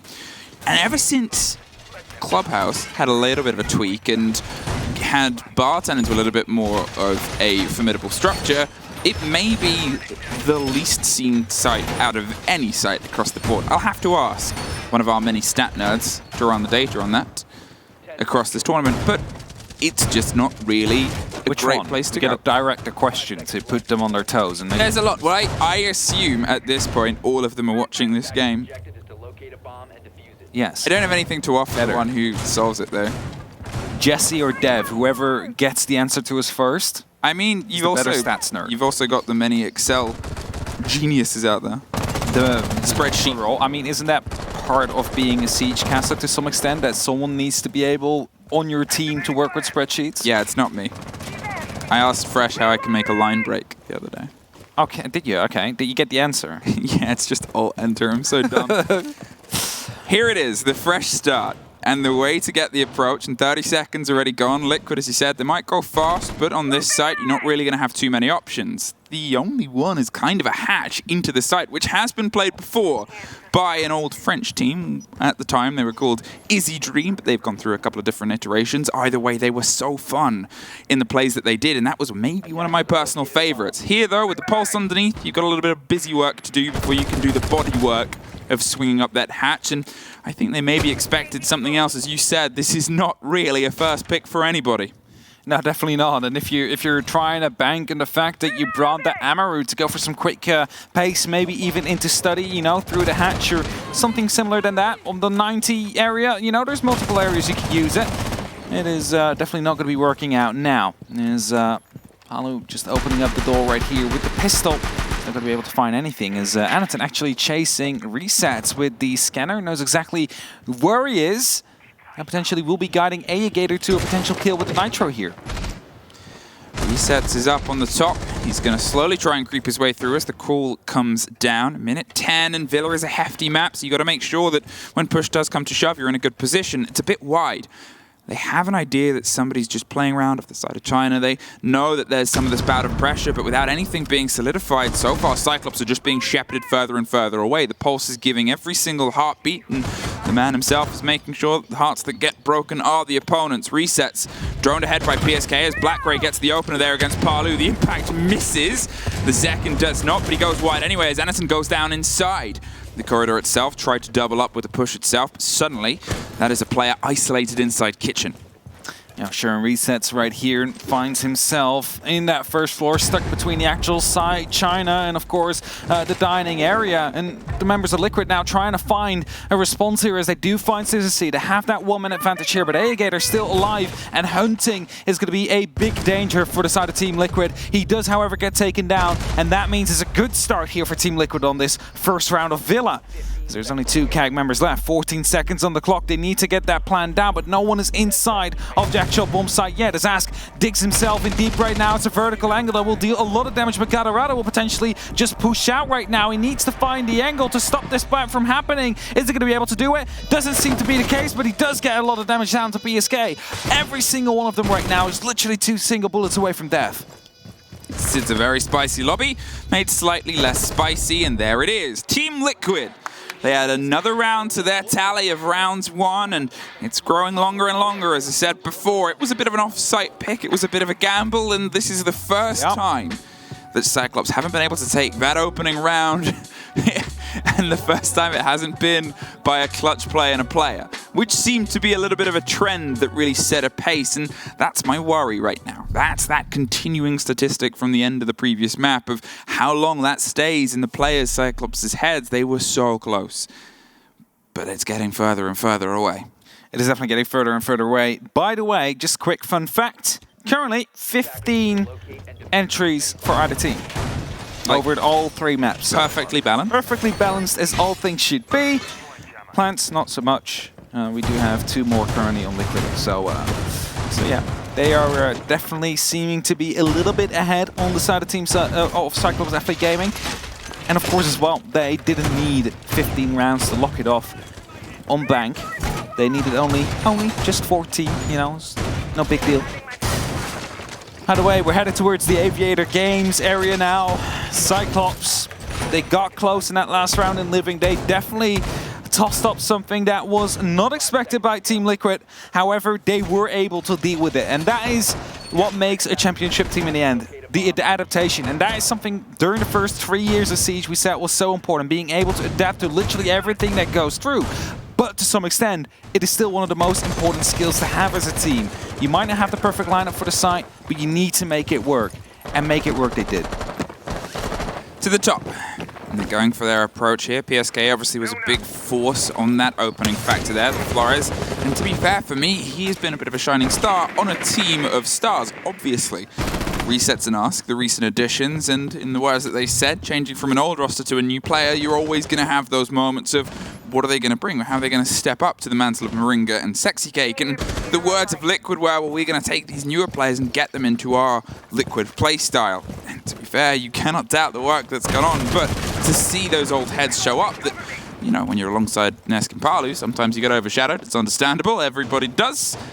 It's good to see him having this drive over the past couple maps. It definitely is, and if I'm just quickly looking at the site here, it seems like Cyclops know exactly where the main attack from Liquid seems to be coming from. Of course, they take Astro, Bathroom, Trophy, Statuary in the bedrooms. Cyclops have their main lineup set up right around the red stairs. There was one on the 90 corridor, but as they're rotating out and around, it's giving an opportunity for Liquid here to continue pushing on. Okay, long angles are being watched. Black Ray is using the MX4 Storm to potentially look at anybody moving into the landing area, but if Liquid do manage to break through, they have a quick entry onto the site. Minute 20, and still everybody's still standing, but last time Liquid were very good at preparing themselves for the take. They sort of set up a mantle and a trap there. Ask is just going to try that again, get himself stacked up in the right place, and that's it. That's entirely what Liquid like to do. They like to prepare themselves for these push. The late mirror window goes down, and so does Suzu C. The grenade from Nesk is able to take care of the body. I believe that was on red, and that is that sort of swing take. Iagate is going to have a lot of focus now, pushed across against the strategy table. He's stacked up, and Nesk is actually going to flood his way around onto 90. Instead, it's this consistent drive. Here is a Liquid that is fluid. Here is a Liquid that is consistent, and there is a player that is pretty damaged but still standing.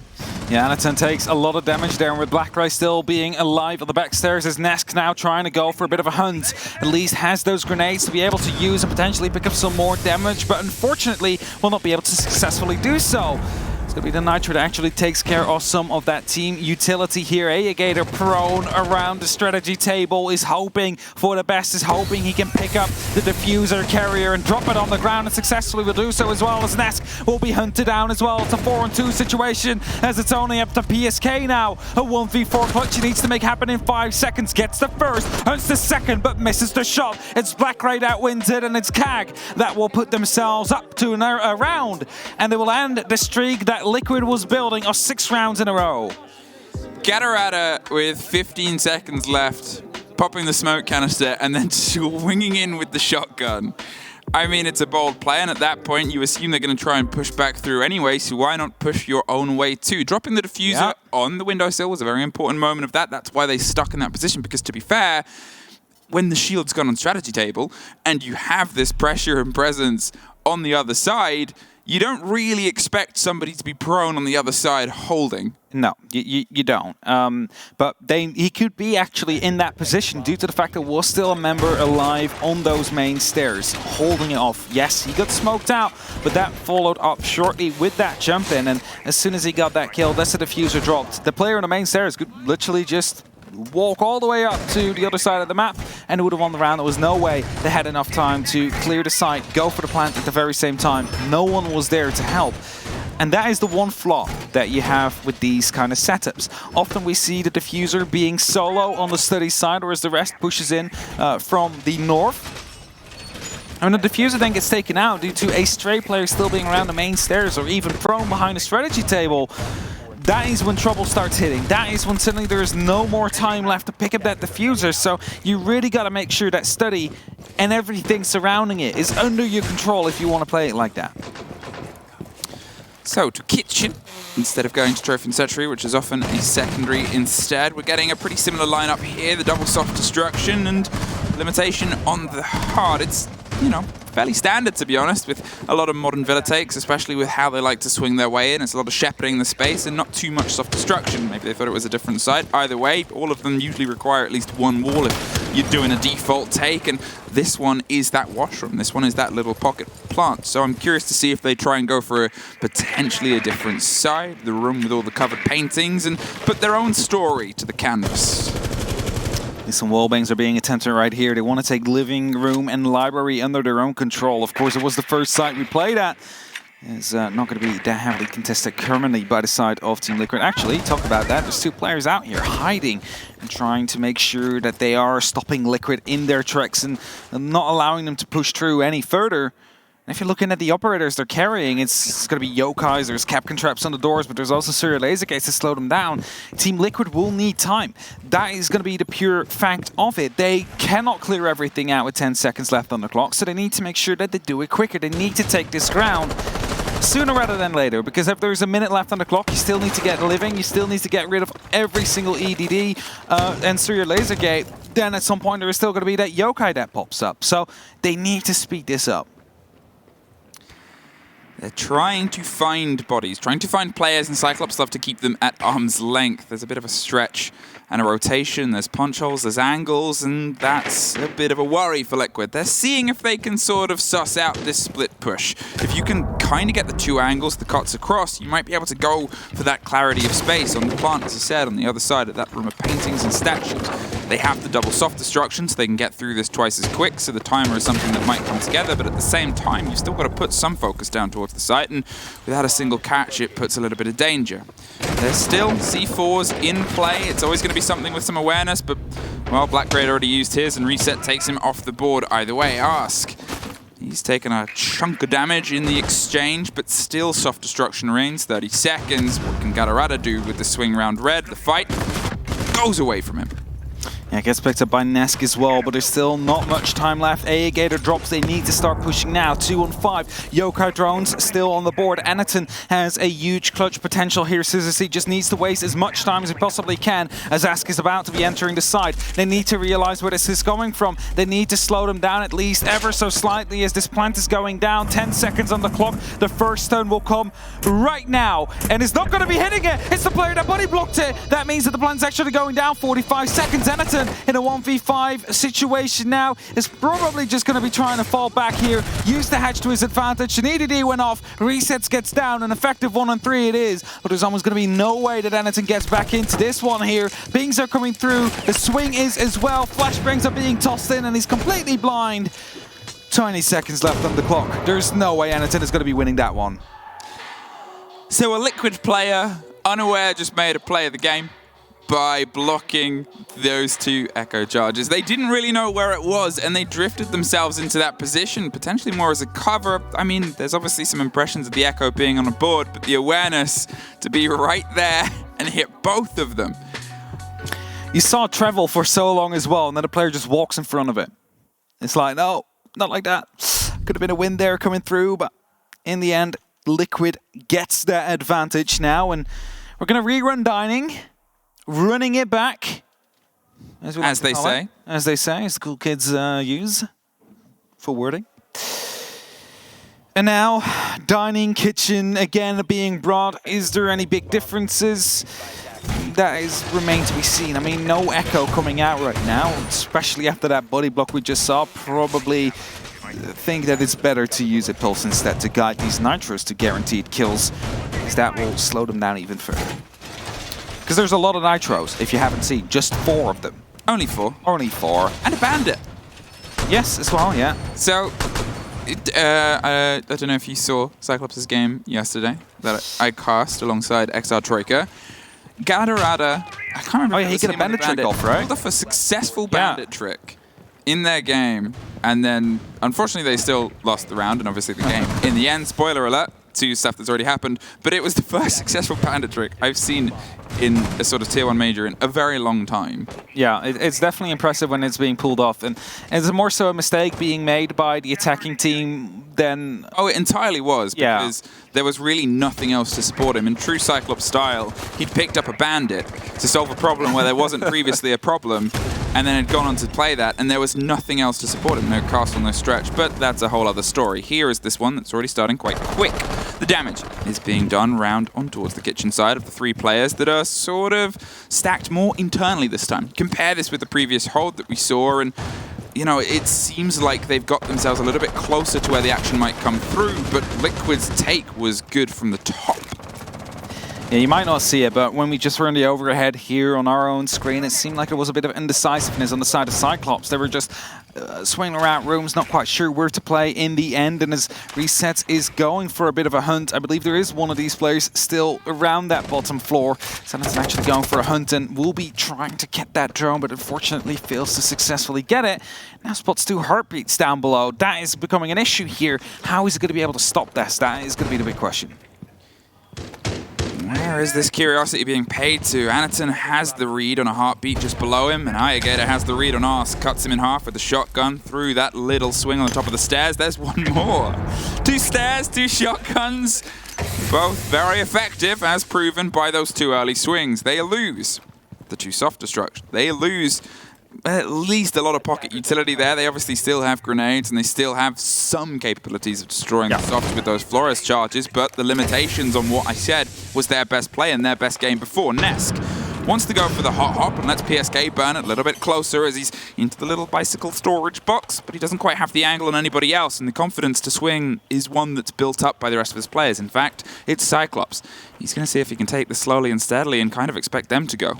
Still one player upstairs that will be holding verticals, most likely into the laundry machine. So even if they try and go for that push, it's Anaton actually to take a small amount of damage as he goes down. Ayagator needs to go aggressive in the meantime here to get Nesk and get that diffuser under lock and key. He is low on HP. He turns around at the worst possible timing there. Nesk is able to pick up the kill. Suddenly Liquid turn it all around. It's a 3-on-2 situation. Still Anaton quite low, but he gets a very important kill. Fully blind, however. Gatorada from the top is going to have to come in huge as well. Palu, the best player currently in the world, on plus 1,015 KD. In the meantime, going for the plant here with PSK on for the cover. There is going to be some yellow pinks to come through, but no actual accurate information to come in from the heartbeat sensor. In 45 seconds on the board, on courtesy of Team Liquid, it will be up to Anaton and Gatorada to try and take that one back. I mean, the Pulse was sort of given the idea of where it is, but it's a default plant spot at that point. They're trying to stack themselves up for some damage, and it's not like they even went for the bites from above with that call. So Gatorada, he's driven his way in, and you know, he's still trying to see if he can find a fight. The C4, that one connects. That one wasn't thrown out the door and lost on the other side. There's one more player. He's on the back fast side, and he's actually slipped away, rotated onto red, and now they're going to see if they can try and get it back round. The first is his, the second is his. Double! Swings and takes it from the door, and Liquid, this is the first time in a while we've seen them vocal, and they are vocal towards their opponents. Oh, this is when they're allowed to get vocal here. They're taking that lead and they're continuing it as well.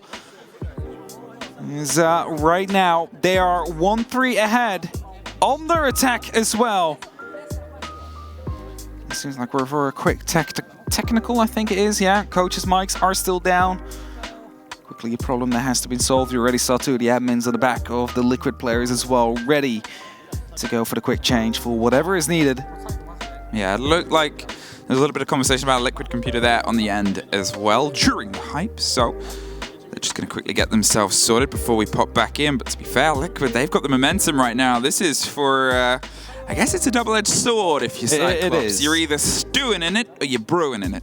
And you want to make sure if you're brewing something good right now, because you've sort of lost the pace that Liquid have been able to deliver. Yeah, this is their chance to quickly regain themselves here. Try and talk to yourselves, not your coach, because he's not allowed to talk in the technical, to try and figure out what you can do without the input of that coach. If you don't figure it out, you can always still call that tactical next or after this. You can even call it right now as soon as we resume the timer, and then have a bit of a talk. But surely they'll try and figure it out between themselves first to ensure themselves that they have that important piece of utility, that resource available later on in the match when it matters most. They're in good spirits now, Liquid. And that is actually a rare sight, because even though the first 2 maps went all the way, and even though they pulled the second, the comparison of them today versus the previous games where they've been able to really just smash their way through it's unfortunate for their side. And at the same time, you still have a cheery side to Cyclops, but there was a lot of noise, a lot of screaming, a lot of energy earlier on for them, and that's something where they've got to see if they can try and lock it in. It's long series best of 3s, and that's always the breakdown and comparison of where this becomes tough and tricky. There's a spare keyboard ready and keyboard pit stop. It's a keyboard pit stop. This is a long pit stop. It's a long pit stop, that's for sure. I guess I don't know the average keyboard replacement pit stop time. I mean, I don't know if there's been a competition for that where they practice it. Imagine if adminning and tech teams for PCs was done like F1 pit stops. That would be 2.3 seconds. There you go. Quick. Like, there's someone that puts the case down. There's someone that puts it in. Cable in and out. Yeah. Plugs in.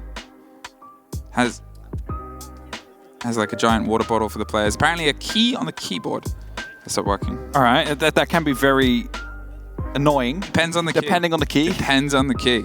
See, if it's a key you use to talk. You lose your comma right now, it's not the end of the world. No. If you lose your W, that is that's dangerous. Troublesome. You're going to have to side strafe all the way Is through. Is that the keyboard? I don't know if it's a new keyboard or if it's... No, that seems to be the old one. They're putting it away. It's put away. Checking. All right. Quickly going into Notepad to see if the key works again. Seems to be Imagine okay. if they just like put his hand on the keyboard and just ran it across like all the See if everything is there. Just press Q, W, E, R, T, Y, and just continue down and see which one is missing at the end. You know? You only need a handful of keys. So, we'll be back in just a moment. Everything is good, everything is green, everything is go, go, go. But for Cyclops, it's kind of got to be a little bit quicker out of the gate right now. Things haven't quite been hitting the mark. It's 3-1. Liquid have been able to drive themselves in. This is obviously the matchmaker map. This is neutral ground, or as neutral as you'll get in this situation of, well, it was just the last one left. It was the last one left. However, I still feel it favors Liquid a bunch more than the previous two maps did. I feel the previous two maps were more of a free playing ground for the side of Cyclops, whereas this one is too structured probably for their playstyle, but they'll still be forced to play. Of course, how fun isn't even over yet. It could still be a 3-3 in the end here. I mean, Cyclops did get quite close to some extent. Potentials of ending the round. Think of the yokai drone, which unfortunately was blocked in the end. I mean, and you might say, all right, but that was a 1v4. That is not close, but it's literally how Cyclops have been winning most of the defensive rounds. Exactly. That is how they win. They win 1v4. They don't win by a blowout. No, they just use a piece of utility to win it instead. They play it smart. And they throw all their buddies at them as a resource for time waste.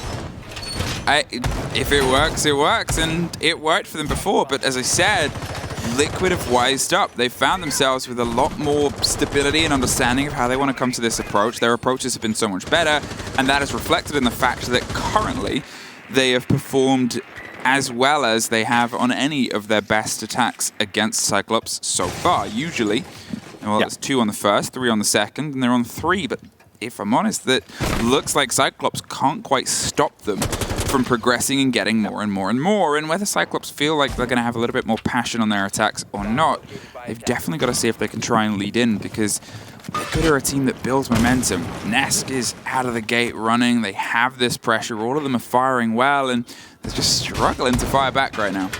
It's definitely something they seem to be struggling with indeed. And a couple of them are on the side. It's not even that heavy of a roam that we've seen before.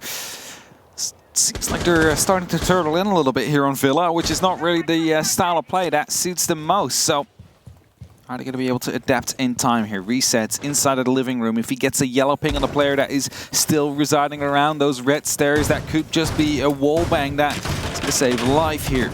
Opens it up with a sledgehammer though. The spot comes through. He now knows one is out there. One resides on those red stairs, and he's not even going to hold it. He's holding. He's afraid that someone might be in that cubby, I think. You could just drone that out. I mean, they have the intel. They have the ways of getting it. They have all their drones, plus the extra drones, and plus even more extra drones. And then an invisible lady, and Nesk uses her to be able to lead him to get Suzu C. Takes care of that and gets the opener once again. Suzu C hasn't really been able to have a connection with this game. But to be fair, under this Liquid, a lot of other teams have struggled exactly the same.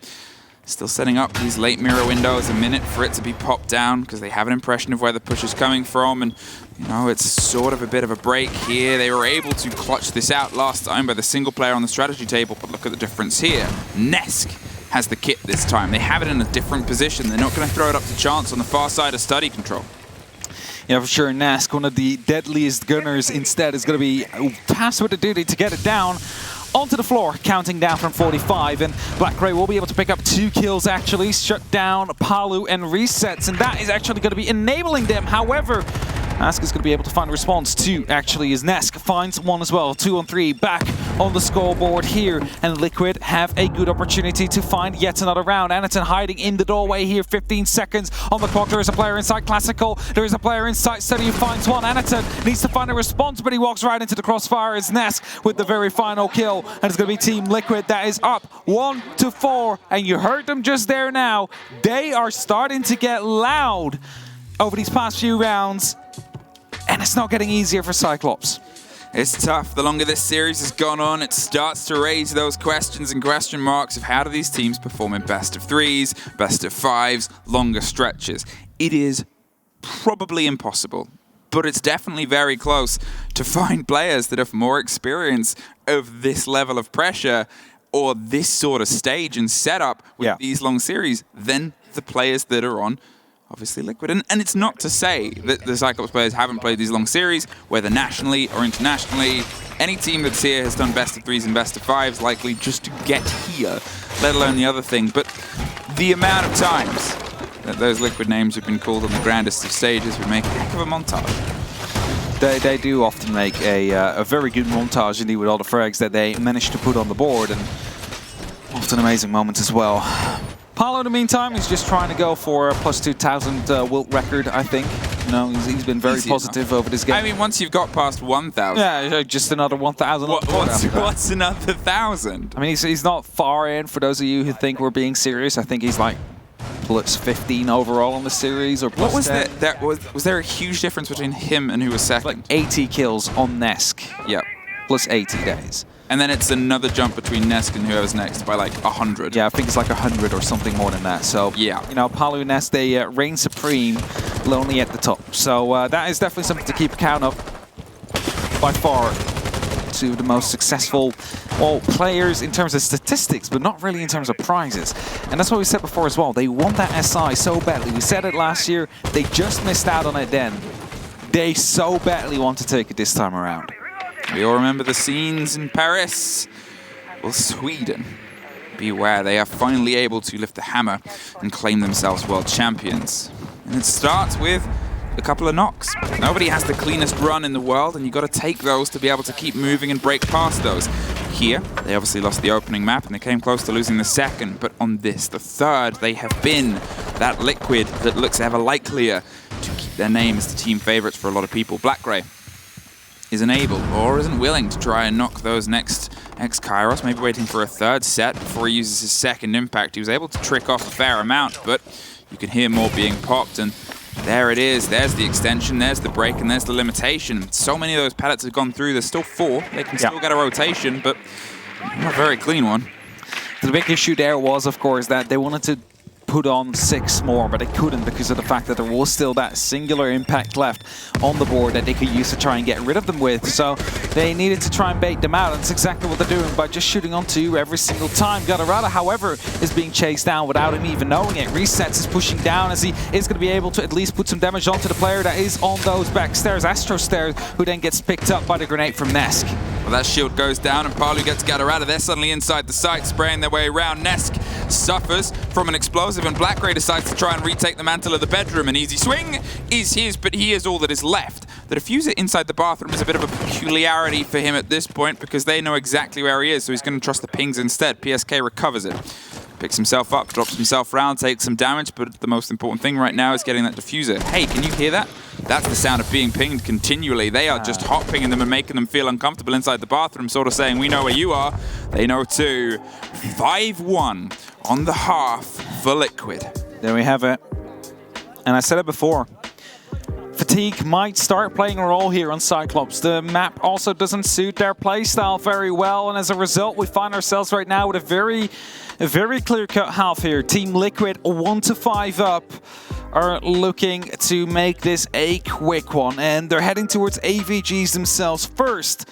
It's the Finca that will be coming out as the Monty deck comes through, and this is where it gets interesting. Is Cyclops going to be too quick for their own feet again? Or are they going to be slowing it down just ever so slightly as the Ossa is being brought out instead of the Monty, which at least makes Anaton play a little bit more careful. I dare to say it's not a shield that covers his entire body, so he definitely will have to. And the mirror coming out as well on the side of Team Liquid. Is there anything Cyclops has brought to deal with it? Verticality is going to be the answer, because there is no heart bridge they can get on from a distance. Also no Twitch drone to zap out the canisters from. What you will likely see is damage done potentially from underneath. Seeing if they can open up some angles, bullet holes, and just try and pop their way through, because the verticality here is, it's a conversation that's actually been around a lot, is generally the grenades and verticality. And I know when it first sort of came into the new armor and health system, there was the whole theories and theorems thrown around in the EUL studio at least about something's fishy with these 3 armors. Their ability to survive a lot of these blows up. 2 armors. The 2 armors. It's delicate, but it's a balance that is a continual thing, because how many grenade kills have we seen over this tournament? How many of these pushes and bouts of pressure have been, well, in pretty much every single game? I mean, it depends on the teams playing, right? Some teams are more experienced with grenades from below and will make more use of them, whereas others really do not. They throw them, but will not be able to find anybody, and that might be due to insufficient counter-strutting, not knowing exactly where the players will be located at the time that you throw them in, or just throwing them at default places, for example. Either way, it is 1-5 currently. Cyclops are on that attack, and where they went very quick in the last 3 rounds they played on, of course, Bank, which cost them eventually a 3-pointer. They need to slow it down. It's exactly what they're doing right now. They need to find that first entry, and Ask will take a little bit of damage. A pre-fire comes through from Gadarada. It's not enough to, well, land the headshot. But only 1 smoke canister currently left in his hands, and well, as soon as he tossed in that last one, he did his job and will be falling back. This is a Cyclops that we've seen a couple of times. They try and struggle to find a way in. They can't quite get their foot in the door, and, you know, sometimes it goes off perfectly. An explosive push onto the site is matched and sort of etched into the ground itself. There's a canister that slows them. They're at least able to get the kill, but they're dropped. 2 of them inside the smoke. The C4 wasn't needed, but at that point, with Cyclops, you probably expect a 3rd or a 4th player. Yeah. It's a pickup there. They've taken care of that operator that is that shield drive, and most importantly, Anaton and Gadarada, and we're getting those unfortunate semblances of that end game Bank Cyclops that was so close. PSK taking a lot of damage there, goes into DBNO state, and it resets up on the main stairs here, misses the opportunity there. Blackray gets a good kill. That means that they can now take these stairs under their control. In the meantime, a rotation comes around. They need to pick up PSK. They know it's getting quite close here at the very final 50 seconds, the final minute as well. Pre-fire is potentially even being attempted here by Blackray as stuns are being tossed in as well, trying to figure out if someone's right behind the strategy table. No information coming out just yet. 40 seconds. Nesk, Palu, PSK, those 3. The core is still left standing to fend off this attack from Cyclops and put themselves onto match point. Opening themselves up a rotation, a route straight into the site. There is going to be a bit of a jiggle peek either side of that gun vault, and Suzu C is able to open it up with a great take onto PSK. It's suddenly Palu gone as well. Nesk is all that's left. He got the pickup, but now he is the only one to pick himself up. They're going to sliver their way into sight and see if they can potentially get the plant. Sprays onto the door, swings himself closer, blinded and dropped, and Cyclops, they found that little recipe that they've been able to cook up a few times this game, which is, we don't have much time. Okay, let's take this site. They bring it back. Suzu C forces himself into the classical hall and is able to pick up a multiple amount of kills out there. As a result, turn it into that 3v1 with Nesk just in that gun vault. That's an angle you all know. Everybody knows how to cover that one off, because it's probably the first one you'll die to as soon as you walk through the classical hall and try and approach the site. So that one was being watched by literally every single member on the side of Cyclops. Nothing he could do, even flashbanged in the end, and well, that at least gives them that first round on the attack. Team Liquid not on match point yet, but they are very close as they bring out the clash, however. A clash and a Monty. 2 StarCrust operators from houses divided. Other quotes of Shakespeare that I can't really put together at 10:30 at night. 10:30, is that 10:30? Is it? Yeah. It is 10:30. Yeah, it is. That's. Yeah, no, but I was confused because, for me, 10:30 would be 9:30. It's so strange. But I know internationally we use that as 10:30. Yeah. But then Kinga said, what was it, half 8? And I was like, oh, so 7:30? And she was like, no, 8:30. So context, because you've just thrown a name out there. Our talent manager. Yes. He was literally a shepherd for the baby. Telling me when I had casters and analysts are. And bring you chocolate. That was Matt. 5-2. 5-2. And regardless of the stories that go on elsewhere here, the main point is it's a bit of a drive. It is a potential of a stack-up fight, and the first time that we've seen Clash in this showdown, she hasn't really been a huge bit of presence because at the end of the day, it's kind of specific points player nowadays. A lot of teams know how to deal with her. It's a surprise to struggle against her. And you sort of have to be in the right place at the right time with the right person.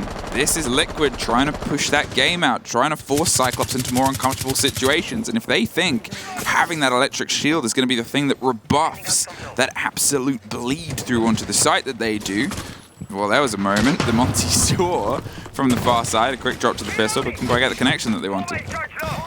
Cannot wait for Bikini to get upset about the Clash not being played the right way. That's what he was complaining about before, actually. But hey, we're going to see whether or not Ask is going to be able to find that success with that Clash, at least slow down Cyclops, because that is the big issue when Cyclops is starting to push through. There's little that you can do to actually hold them back. The only thing you can do is win those gunfights or physically slow them, this time by using the crowd control shield. Now, it seems like the complete rotation has come through. We're no longer trying to go through study. No, trophy statuary is where it's at.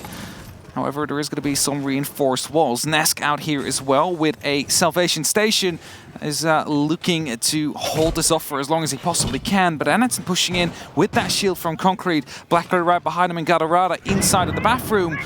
He's really going to need the support that he gets from resets. Well, there's a hole above for the potential of impact tricking or maybe something to stop it, but with resets instantly under control, it's not going to be the C4. What a pickup there. Gadarada just tried to scream his way past, but it's a mirror window, and you know it's actively being watched. There's a Clash. Hi, Monty. How you doing? Get back in that bedroom. I don't think you need to be here right now. And this is Team Liquid playing that game. They're responding. They're reimagining ways that they can apply pressure onto this Cyclops hold. They are learning. They've learned, and now they're going to teach them their own lessons. Gator is just sneaking in the meantime from the study side. Might be able to pick up the back line here as Nesk finds Black Ray. C2C will find one. However, the Clash is still there. Team kill comes through, but it's only up to Palu now as he managed to get that kill. Only up to Gator, I mean, as he takes out the very final one. Coming back from the landing side. Managed to pick up that round, and it's match point now for Team Liquid. 6-2. 6-2 from where we started at on the previous map, and well, there hasn't quite been a deficit like this at all. The closest was 6-3, and to be fair, Liquid then brought it back to win the map. It's not quite over. It never truly is. The problem is Cyclops have lost that edge, that energy that got them into those situations before. Team Liquid have been able to rebuild, reconfigure. If the thing that Cyclops said coming into this was, we know their game and they aren't really comfortable with ours, seems like over the past year they've learned how to get comfortable. Over the changes that have come in the meta and over the plays and places that have been, it's a long time since the last time these two teams, or as close as they were, played, with obviously two changes on the side of Liquid. And to be fair, over a year, that is quite surprising, actually. Usually there's a few more. And of course, Cyclops not making a singular change. And yes, they won the first map.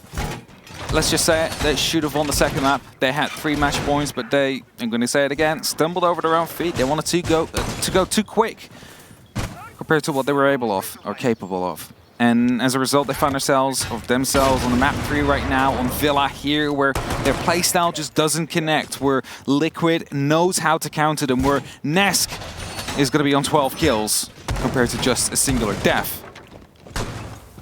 And that is definitely not a pleasant outlook here for Cyclops. They need to find 4 in a row to stop this match from getting out of hand, to stop Liquid from getting that 2-pointer and pick an extra one up themselves. The question here, however, will be, are they able to? Are Cyclops able to get 4 rounds and chain them together? I don't think they've done that before. I see 3 here, I see another 3, but that's about it. So they have to outdo themselves in this series. Well, there's a mirror trying to find a fight. They just saw a little bit. an edge of a gun, but it's not enough. As that Goyo shield gets dropped, they're going to open themselves a little bit more of an extension. You don't always see this play, but you don't always see a mirror open on Villa, so it's fair enough. If Cyclops are going to leave it for Liquid to play, Liquid are probably going to play it. There are these positions here that makes that astronomy a lot more kind of bright for them to just keep an eye at any of the stars that might fall in and then try and shoot at them with a vector, which is pretty much a laser beam. So it all kind of ties into the space analogy. Anaton, the slow creep up all the way from underneath is looking for the pantry push there onto resets, but PSK is keeping a watch potentially. So I'm curious to see how this push might go and just how aware they might be of that stretch and play. Mirror windows being opened up above, not the mirror window itself actually, so nothing really to worry about as Gator is going to be able to pick up the very first kill. Ask gets taken out. Anaton, however, is in a very scrappy gunfight here, somehow not picked up, but the swing comes around a corner. Is that a trade between the two? No, it is going to be resets that finds Anaton. Brings it back to a 3-on-4 situation. Make that 3-on-3. It's Liquid trying to fight back and to successfully do so as well. They once again take the man advantage, but Blackray is close to the side. Flashbangs are coming in as he gets taken out. It's only up to him now as the one member drops down and he's standing there in disbelief. I guess I'll just have to plant now. 45 seconds on the board, but he gets swung on by Palu. Takes out that kill, however, brings it back to just a 1-on-2. A minute left on the clock. Is there enough time for him to play with? He's going for a slow creep. He knows roughly where they are, but do they know where he is? Liquid can play this at any bit of a stretch. There's the first. Takes the head off of one and the second! Blackray! Blackray so consistently has been an absolute monster for Cyclops, and there is still a mountain to climb. But that was one little finger clutching on before the fall, and suddenly it is a hand grasped on. They've got to get a couple more and a couple pulls up, but they're still fighting. They are still fighting. 3 more rounds. They have to get a 1v3 clutch from Blackray to keep them in it, and it isn't the first time he's done it. He's dropped 2 4Ks before, which were so important, and now he takes it again on round number 9. And is this going to be that little bit of momentum that they need to start building from? Is that going to be that moment where the spark turns into a flame again and they're able to shut down Team Liquid and push themselves to OT to potentially take it from there? An absolute 300 IQ 6-pick comes in, by the way. Anaton from Montaigne to Montaigne. Is it going to be working out? That is the big question, because we've seen quite a bunch of blunders coming through from the Shield today, whereas it worked brilliantly on other rounds as well. So it's a bit 50-50 hit or miss right now. Okay, 3 more rounds. Liquid have their chance to sort of play themselves on rotations. They have their chance to be able to stick themselves elsewhere apart from AVG, but if this one falls away, then they have their chance to go anywhere that they want. They're going to double down here on Trophy, and in fairness, last time they doubled down on a site which was the aforementioned AVG, they won it the second time round, and they won it pretty handily. So I guess it's the difference that they think they might be able to cook. Are we going to see a little bit more attention paid underneath? We have 3 C4s, we have that chance of a lockdown there, and it was a bit of a back and forth. But still, a 3 versus 1 clutch. At that point, do you think, do we change anything? That's it, all right? You're not expecting that to be the deciding factor in the end there, and if it is, you know that your strategy might have been working out. You just need to work a bit more on your timing for that very final push, because you effectively gave him 3 1v1s. He managed to win there. There was no crossfire set up at that moment in time, and he made good use of that. Blackray on 10 kills currently. Not quite on the level that Nesk is for the side of Team Liquid, but that's okay. Gator looking to go for a quick entry on the red stairs here. Spots out a rotation here. Is going to be very careful for it as he sneaks up those red stairs. He wants to catch up one of these Liquid players off guard and put the man advantage in Cyclops' side. There is this slow, this stem, this moment for us to take the breath and Cyclops to take a bigger one as they're trying to work out exactly where the players are. Hey, Gator. He's gotten himself stacked up ready on those stairs. He wants to see if he can potentially swing around on red and maybe try and apply some pressure towards the corridor, but he needs some shepherding to come elsewhere. If he suddenly just tries to crouch walk in, chances are there's going to be a player that swings on him, and if he gets that first one, chances are there'll be a second, and it's Liquid's hold, as they did it and played it before. Anaton on the Monty. Wants to see if they can mend the entrance here, and he is obviously this terrifying force we've talked about before, but the drive might come round. One notable change here is the mirror is gone. My curiosity is this because, well, they played her because she was open? It's a conversation we had. Sometimes if you expect to ban so many times, it's safer to play your game as if she's still banned, and this could be Liquid returning to that sort of form and position. Rotero's being used already. One of the Goyo shields has been taken care of, but they need to get rid of the Electro Claw as well that's on there to make sure that they can open up that wall. At least Concrete opening up just ever so slightly. A grenade will be tossed over. However, the Magnet will be catching it as Aegator is hunting down below, is looking to find any potential players with Nitro cells that could be coming in and turn a huge amount of damage up towards Cyclops' side. As Ask with the very first kill. That is in favor of Team Liquid. Are they locking it off here, or is it going to be another great clutch to come out from Cyclops? Well, the C4 above the door and Anderson in the other side. He's got the pistol prepped and ready for the swing to come round, but it's so dangerous. There it is. Takes the fight onto the bomb chassis just on B, but they don't need it. Ask gets one more. They're swinging even deeper. Goes for a reload behind the monument. Saw a sliver of a body. The C4 pops a bit too early. Neska's gone down. The spray round. Black Ray locked off by PSK. It is just the single player. It is just that round they needed, and it is just 2 points for Team Liquid because of the huge fight Cyclops put up. They leave with 1. It should have been 3 in a lot of people's books, but that is the difference between a team that can get to the end or not, and that is why Liquid are the favorites for a lot of people. You gotta be down and out before you can rebuild yourself back up to a hero. And even though they have lost a map here today against Cyclops, who just managed to pick up that 1 point instead of 3 you just mentioned, I am pretty much certain of the fact that Team Liquid have locked themselves in for the top 2 spot, which means the upper bracket and extra life that they are, of course, fighting for. It was everything we wanted. And it was that sort of aggression that we kind of missed from Cyclops yesterday. They are a bit hit and miss, and they'll build from this. They've obviously only played 2 games. They still have a lot ahead of them, a lot in hand, and there's still points to be played. That's the thing about this system. Best of 3s, with that 2-1-3 point split, depending on how well you do, it gives you growth. Because this was only the last game on the 3rd day. There's still full days of Siege ahead of us. Yeah, there's still 2 more group stage days that will be coming up after us, and while some teams are confirmed for playoffs, there is no one yet that has been relegated to that bottom spot. It's still everything to play for most of these teams, and well, if they're all as exciting as this matchup here with Cyclops bringing their own unique style, somehow seeming to be working against Team Liquid. Of course, a team that has been around in Siege for so long. But thank you all for watching. That was it for me and Emmy today. There is still going to be an analysis, though, after the break.